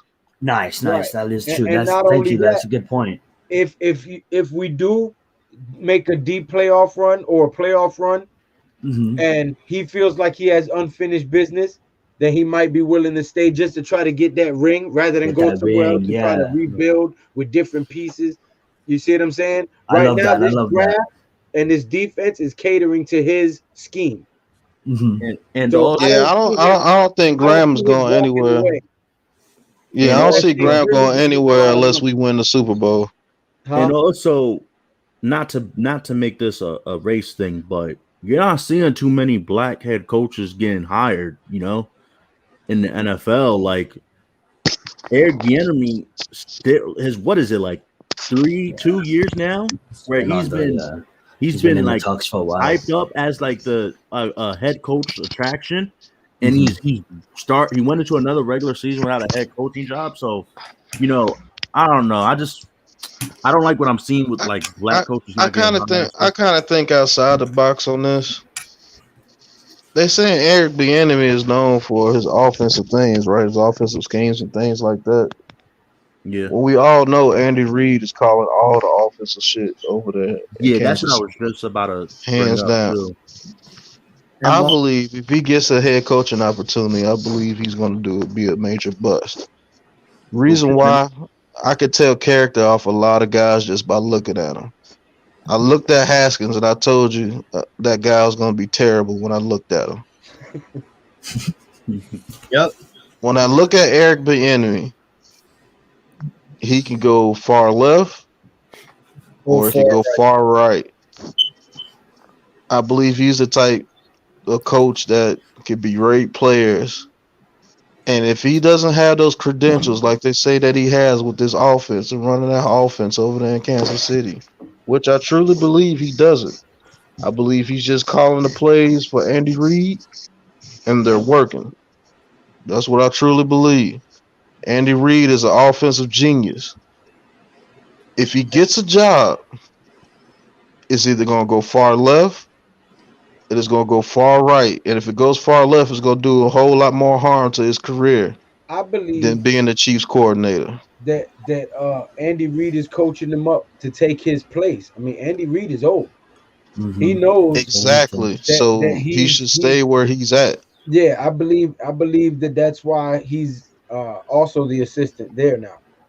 And I believe Andy Reid is coaching him up and teaching him kind of like an apprentice type thing.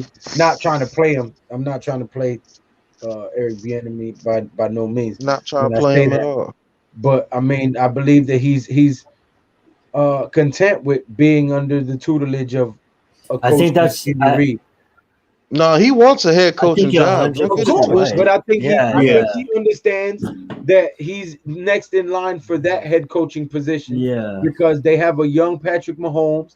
You know what I'm saying? If Andy Reid decides to retire, he knows the system. He has the familiarity with the quarterback. All he has to do is drive the car and don't crash it. That's it. So everything, the foundation. And that I believe that would be the best foundation for him. Now a lot of people my color and Lou's color with Ash's color, Champ's color, even your color, Zion would be like, man, you talking crazy.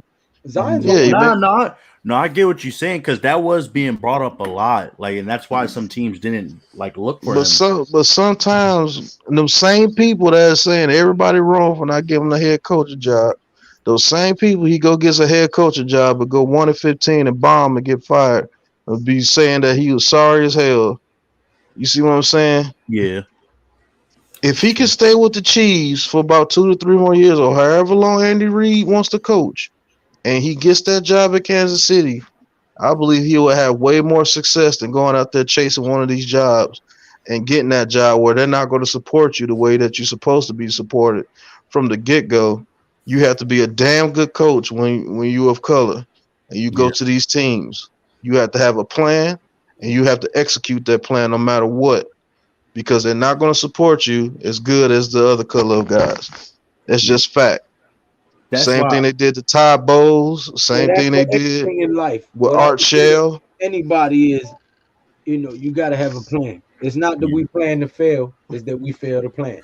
And I also think I also think like the NFL, like if you're not like a team that's like, oh, we just if like a good built team, but you're just being ran by a bad coach.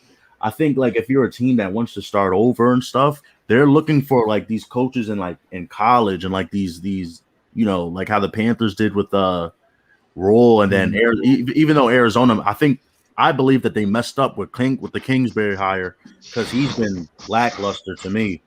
But, a lot of teams are looking for that young college coach, or not even a college coach, that young, like, offensive coordinator.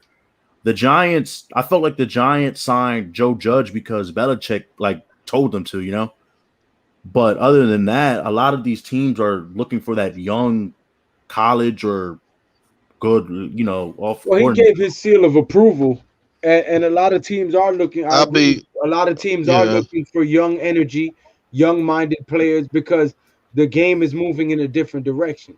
Yeah, the college style game is transferring more over into the NFL now, and the same thing that's been done is starting to get a little mundane, and the NFL as an organization is trying to go to where the youth is because they're scared of losing fans in the seats, and especially after this whole pandemic ordeal with the stadiums being shut down, they're trying to get as much money as they can get. The time of your coach being there 30 years is going to be pretty much over. Where I think Andy Reid and Bill Belichick are some of the last coaches you're going to see that's been tenured like that. Everywhere they go, they get at least 10 years. I believe practically owns the Saints. Like I know in Sean Payton's defense, Mike Tomlin been with the Steelers. Mike Tomlin, Sean Payton, John Harbaugh. Once those guys leave, I believe it's going to be a wrap for the old school guys coming in and turn over franchise. Joe Judge just happened to be an anomaly. He's an old school type cat, but he's young. And I believe Bill Belichick got him the interview, and I believe Joe Judge's interview got him the job. But Belichick definitely got him the interview. Oh, yeah. I will tell you that. He gave him the cosign. He was like, I think Patrick Graham knows that too, that like he's not gonna get that same opportunity that some like a young college coach would get. Like you said, Pat, he's gonna have to come in with a plan. And I think he knows that if the Giants were to like make a deep playoff run or like even win a Super Bowl, I feel like he knows that he would be more successful being the coordinator of this team rather than going to like a lackluster franchise and being criticized by the media and everything if he doesn't like get the results quickly. Well, like, not only that, he's been allowed a lot of leeway in building the type of defense that he wants. And a lot of teams aren't going to let you do that. Yeah. Yeah, if you really want to get into it, though, if you want to just really get into it while you don't see many black coaches in the NFL. We all know why. I mean, come on now. That too. But the ones that they do get opportunities to, there's not too many of them that the organization was really behind them. Yeah. You could say Tony Dungy. Tony Dungy had to come in there and prove it. He had to get that defense to play out their mind for him to be able to stay there as long as he did in Tampa Bay. And right when they would get ready to win the championship, when he was getting my bad, go ahead. Right when he was ready to win the championship, they got rid of him for John Gruden. Yep. See how that works? Lovie Smith was Chicago. All those years that he had the Chicago Bears, good. With the lackluster offensive pieces they were giving him, with Jay Cutler, they was just telling him to go out there and win it with your defense. Your defense should be good enough to get us victories. Your defense should be good enough to do this for us. And for the most part, that black man did. He got that defense so damn good that even though with Rex freaking Grossman, they still made it to the Super Bowl. And once they lost that Super Bowl, how many years did it take them to get rid of Lovie Smith? He was the first RG3. Right. Rex Grossman the third. Even if you look at some of these coaches like recently, like look at well, I know he wasn't really like making a lot of success, but look at Caldwell with the Lions. I'll tell you another coach that got done dirty and was black with two organizations. Denny Green with the Vikings and the Cardinals. He turned those franchises around. Mm-hmm. Believe it or not. and Randy Moss. How did y'all hear about the news of like not before this this off season? There's news about when they were going through the coaching hires about I forget his name, the old coach for the Bengals. There's talks about him getting talks for like a new coaching. The dude he would like get the Bengals to a whole bunch of play, but he never had a playoff win. Marvin Lewis. Yeah, that's the only coach of color, and I believe he had something on that organization that allowed him to be there and be lackluster. That's the only reason why he was still there. He had to have something on those owners or something, or he's part of some deep organization that we don't know about. Because he was there for 12 years and only won one playoff game. I don't care how many times you make the playoffs. You a black coach, you don't win a Super Bowl within 3 to 4 years, you're gone. And I don't care how good you are. They were talking about getting rid of Mike Tomlin not too long ago. Yeah. And that dude rarely had a season under 10 victories. I literally said if Mike Tomlin was on, it's crazy. I said if Mike Tomlin was on any other NFL team, he probably would have been fired. Yeah, definitely. Zion. You cannot fire a Mike Tomlin. Oh, my bad. Go ahead. My bad. Black head coach to last on the team, like the longest. It's Mike Tomlin. It's Mike Tomlin now because it was Marvin Lewis. It's Mike Tomlin now. Yeah. How many more years you think he has left? Once Ben Roethlisberger retires, I believe they fire him within 2 years. Did they draft a quarterback? They didn't draft a quarterback. They got Najee Harris. I believe Ben Roethlisberger being there and the success that they had with Ben Roethlisberger, they kept him there. And I believe Roethlisberger liked him. And so, because if Roethlisberger wanted him out of there, he would be out of there. Yeah. They let that guy control a whole lot. Raperberger? Yeah. Yeah. But that's just getting on the real side of things. I know I didn't want to change the mood of the podcast. But that's just the real things. If you're a black, it needs to be talked about. If you're a black coach, nobody here is going to tell you to shut up and dribble, bro. Like if you're a black coach getting a head coach in that league, you have to have a master plan, like a plan like Joe Judge had it. That's the reason why I can go with Joe Judge the way I go, because he had a plan when he came there. Mm-hmm. Everything that he's done has been calculated. That's the way you have to be when you're a coach, a black coach going in the NFL, because truly you're not going to get the support that other guys like. You can't get away with things like a John Gruden gets away with when you're a black coach. You're just not. They gave John Gruden part of $100 million part of ownership. Yeah, $100 million and a part of ownership. And when he got hired, Alex Leatherwood with 3 safeties, and you already drafted 2 safeties the year before. Alex Leatherwood. You tell me, what has John Gruden done to be such a renowned coach in the league? Now, we was live streaming during the draft, and I remember telling you, Big Pat, when they was up, when they was on the clock, I said, John Gruden's about to do something stupid. Yeah, he always does. Get how you have Mike Mayock as your general manager. Hold on, Ash. Go ahead, Zion. Oh no, you good? Yeah, thank you, Lou. I was just gonna say, and that's why, if it wasn't for that, I mean, if he was on any other team, and the Steelers is a really good organization. They're actually family-wise connected with us, the Giants. And then, if it wasn't a good organization like that, as sad as it is, but everybody knows he wouldn't have been in the league for that long. Yeah, but continue, Ashmoney. I'm sorry for that. I'm gonna step out. I'm gonna let you guys do what you guys do best, and I'll be back in a second. Now, you Gucci. Everybody's Gucci. No. Hey, let's get it. How long we gonna go? Cause I was gonna say probably if you guys wanna, it's probably go. We at 1:48 right now. I say we hit that 2-hour mark and we probably cut it, and then we'll be streaming sometime later on this week, either on my channel, G Nation's channel, Pat's channel, or Ashmoney's channel, even on Berkeley's channel. I know me and Pat doing something Wednesday. So I'm gonna be live Thursday with Pest PGA. Got you.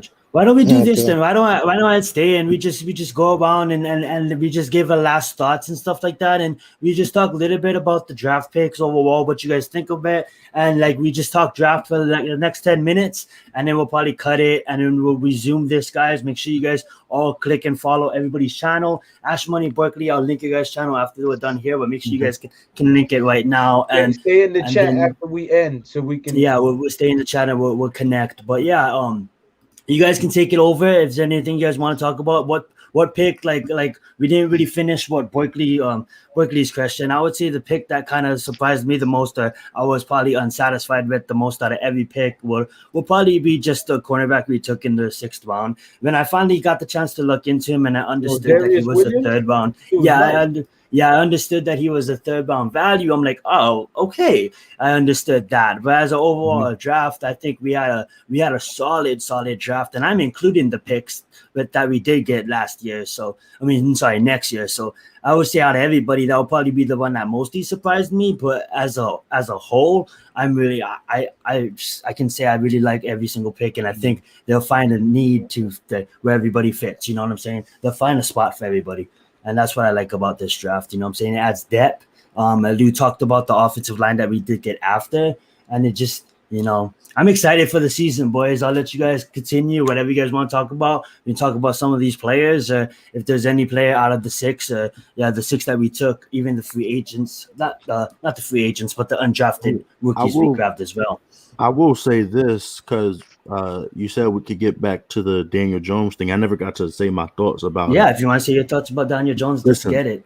We when we're talking about Kadarius Toney and Kenny Golladay and the stats, we're saying 10 touchdowns, 6 touchdowns, all these touchdowns numbers. Kyle Rudolph gonna have at least a lot of touchdowns. There is no way. We said a lot of yards. Oh, a lot of yards. Yeah, yards from scrimmage. Yeah. I said Kadarius Toney would have 5 touchdowns. Big Pat said I think I was the most on the touchdowns, to be honest. Big Pat said Golladay would have 6 to 10 touchdowns. So I'm the person that said I'll give them touchdowns that me and Pat said. I'm the person that said I'll give them the 20 to 21 between both of them, and that's just me being very, very generous because I want to see this touchdown combined was 11 to 15 touchdowns. I said Golladay might have his best season yet, and his last year the year before last, he had 11 touchdowns and 1,190 yards. But there's no way that Daniel Jones can fail. Like the only way he fails is if he can't fix his mental issues, or if Jason Garrett absolutely blows up this offense and then Joe Judge doesn't fire him or whatever. Like if Daniel Jones fails with this offense, he is the worst quarterback I've ever seen. I'm sorry. I'm sorry. Whoa! I'm sorry. You said quarterback. I know I'm exaggerating. There's some 5-year-olds out there. You said quarterback. You said the NFL quarterback. We'll take it all the way to Pee Wee. But still, you have I feel what you said. A red zone threat with Rudolph, right? Golladay. You can throw it up to. You have another threat if you panic that you could throw it up to with Kenny Golladay. You have somebody that's going to be coming over the middle. You should never throw the ball up in a panic as a quarterback in the NFL. No, I'm just saying, like if you have insurance, with Golladay. You have somebody that's a speedster that's going to be running drags or in motion with Kadarius Toney. You're going to be having Saquon hopefully healthy coming back. That's looking to have arguably he's hoping to have his best season ever. Comeback player of the year? I hope so. You also have Shepard too at the red zone. Yeah, you have Shepard as well, who's been a monster for us in the red zone for the past couple of years. So there's really no way that he could really fail unless he doesn't fix his mental issues. The only way to is curl routes. In terms of stats, I've said it. I said I expect 30 touchdowns from him this year. I expect 30 touchdowns, and if he's probably around like 12 14 interceptions. That's my prediction for him. I'm gonna go high. I'm gonna give the guy 36 touchdowns and 5 interceptions. Let's go, Daniel Jones. Let's go. I'm gonna say about 32 touchdowns, about 6 picks. But that's in total. I don't think I don't see. I'm counting. I'm sorry. I'll let you finish. My bad, Barkley. But I'm counting his legs touchdowns. His legs as well. Yeah, with that 36, because I think Barkley's gonna have a big part. He's gonna be able to play a big part of this offense. And if I'm giving Daniel Jones and all the receivers everything like that, I just have to be realistic when it comes to numbers, and that's why I said 36, maybe 31, and maybe he goes for 5 running the ball or something. You know what I'm saying? Yeah. I'll let you go, Berkeley. For me, I got Daniel Jones about 32 touchdowns and 6 picks. Let's get and it. Also, he's getting over 4,000 passing yards. I'll tell you that now. Okay. I love the hopes. I love it. Okay. I got him at about 27 touchdowns, 4 of them rushing, 23 of them passing, 4 interceptions and 3 fumbles. He had to add in the fumbles. I like that too. He wasn't adding in the fumbles.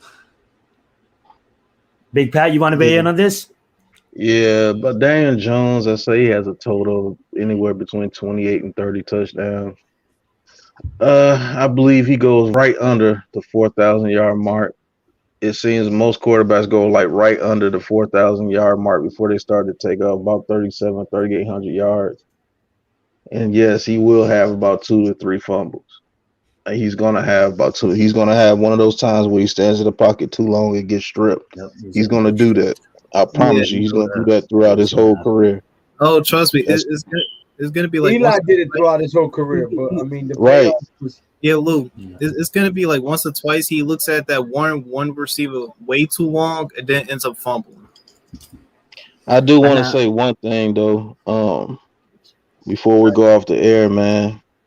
Like Lou, I really want to start that other channel we was talking about, because a lot of people need to understand that you don't go out here doing anything for anybody's approval.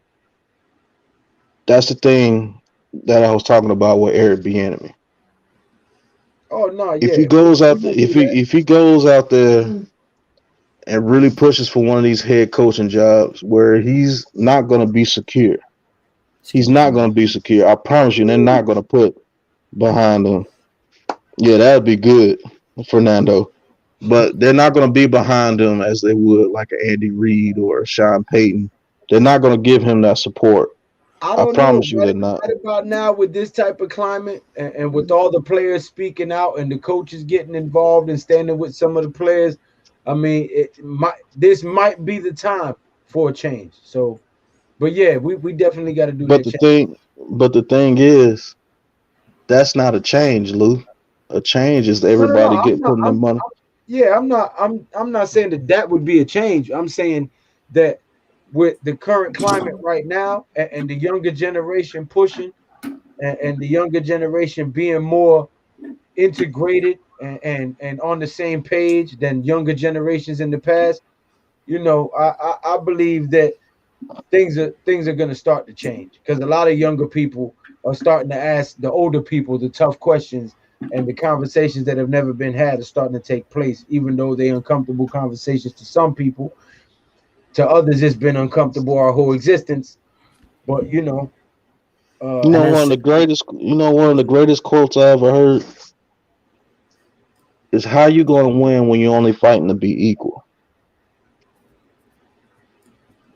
And what I mean by that, the only way you're going to get a permanent change is if you start your own. Well, I'm going to tell you this right now. I don't know what anybody's religious beliefs are, but if you believe in the Bible or anything that the Bible says, you're never going to get that equality. It's always going to be some bull crap in the mix until you die and either go to hell or go to heaven.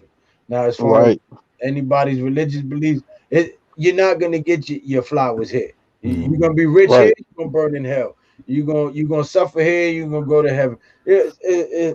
So black people. I know, Zion. I know you want to end it soon, but no, please. I feel like this is a topic that it shouldn't ever get ended. It should go on if as much as you guys feel like it's gonna go on, and I'm gonna let you finish because I want to add my point into this too. Black people are even. I don't want to just say black people. People of color, right, and other races that aren't the majority, right? They're never going to get race, the human race. Yeah, but you know what I mean. They're never going to get that equality. You know, we've come a long way.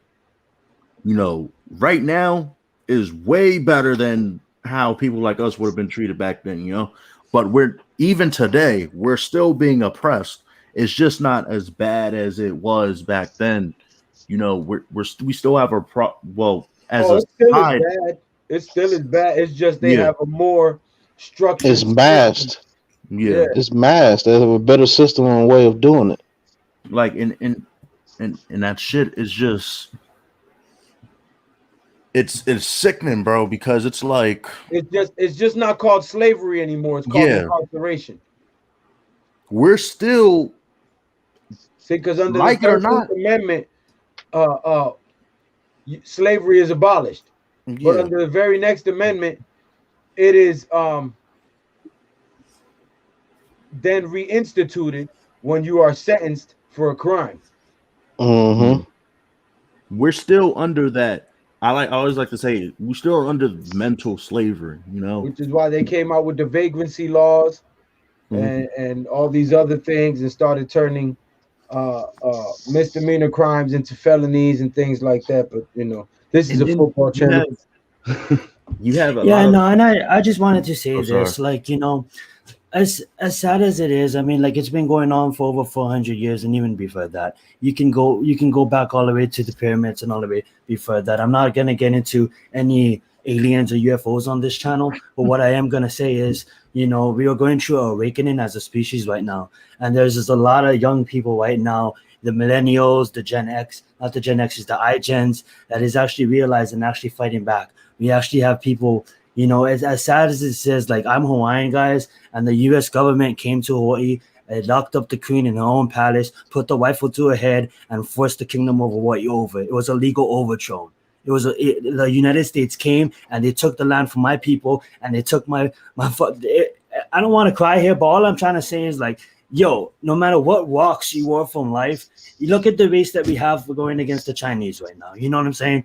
No matter all walks of life, it's just so sad that we became a species that had gained such a lot of knowledge and came such a long way. But at the end of the day, we're never, ever going to get to the place where we truly want to be if we don't stand up on the people, we don't stand up for our brothers and sisters, and we don't take a stance, and we don't have YouTube channels like everybody here that I don't give a fuck what this channel is about. I'm sorry, Lou, I know you're just going to be nice, but I don't give a fuck what this channel is about, because this issue needs to be out there, and these people need to be talking about this, man, and it just needs to happen. We need a lot of change in this fucking country, because as much I am proud to call myself an American, half the time I am not, because this has been unfair to so much fucking people in this fucking country that they fucking built, and it's so fucking sad. And we can talk about the ships coming over from Spain. We don't want to get into that shit. All I'm trying to say is, no matter what, it needs to be talked about more, and I'm glad that this issue was brought up on my channel.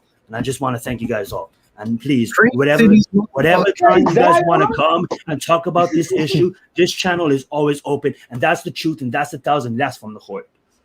I just wanted to say that, guys. It's tough. It's a tough issue. That being said, guys, very tough issue.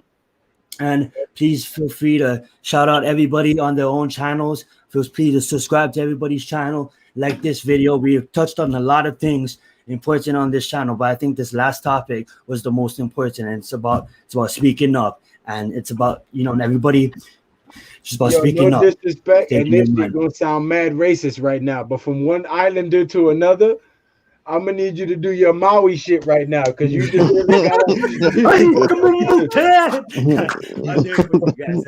And also, before we wrap it up, I like what we're doing as a Giants community. Like, everybody coming together. Like, we want positive vibes over here. Because where I'm at, it ain't positive over it. It's straight negative. I get so sick of it. It gets frustrating. No, listen, negativity is everywhere right now, and it's only going to get worse because we are very, very close to the precipice of the last days if we're not in them already. So, right, a lot of things that's in the good book is happening right now. Oh, and people don't even notice it. Y'all don't want to get me started right now about that revelation. A Super Bowl will be a blessing right now.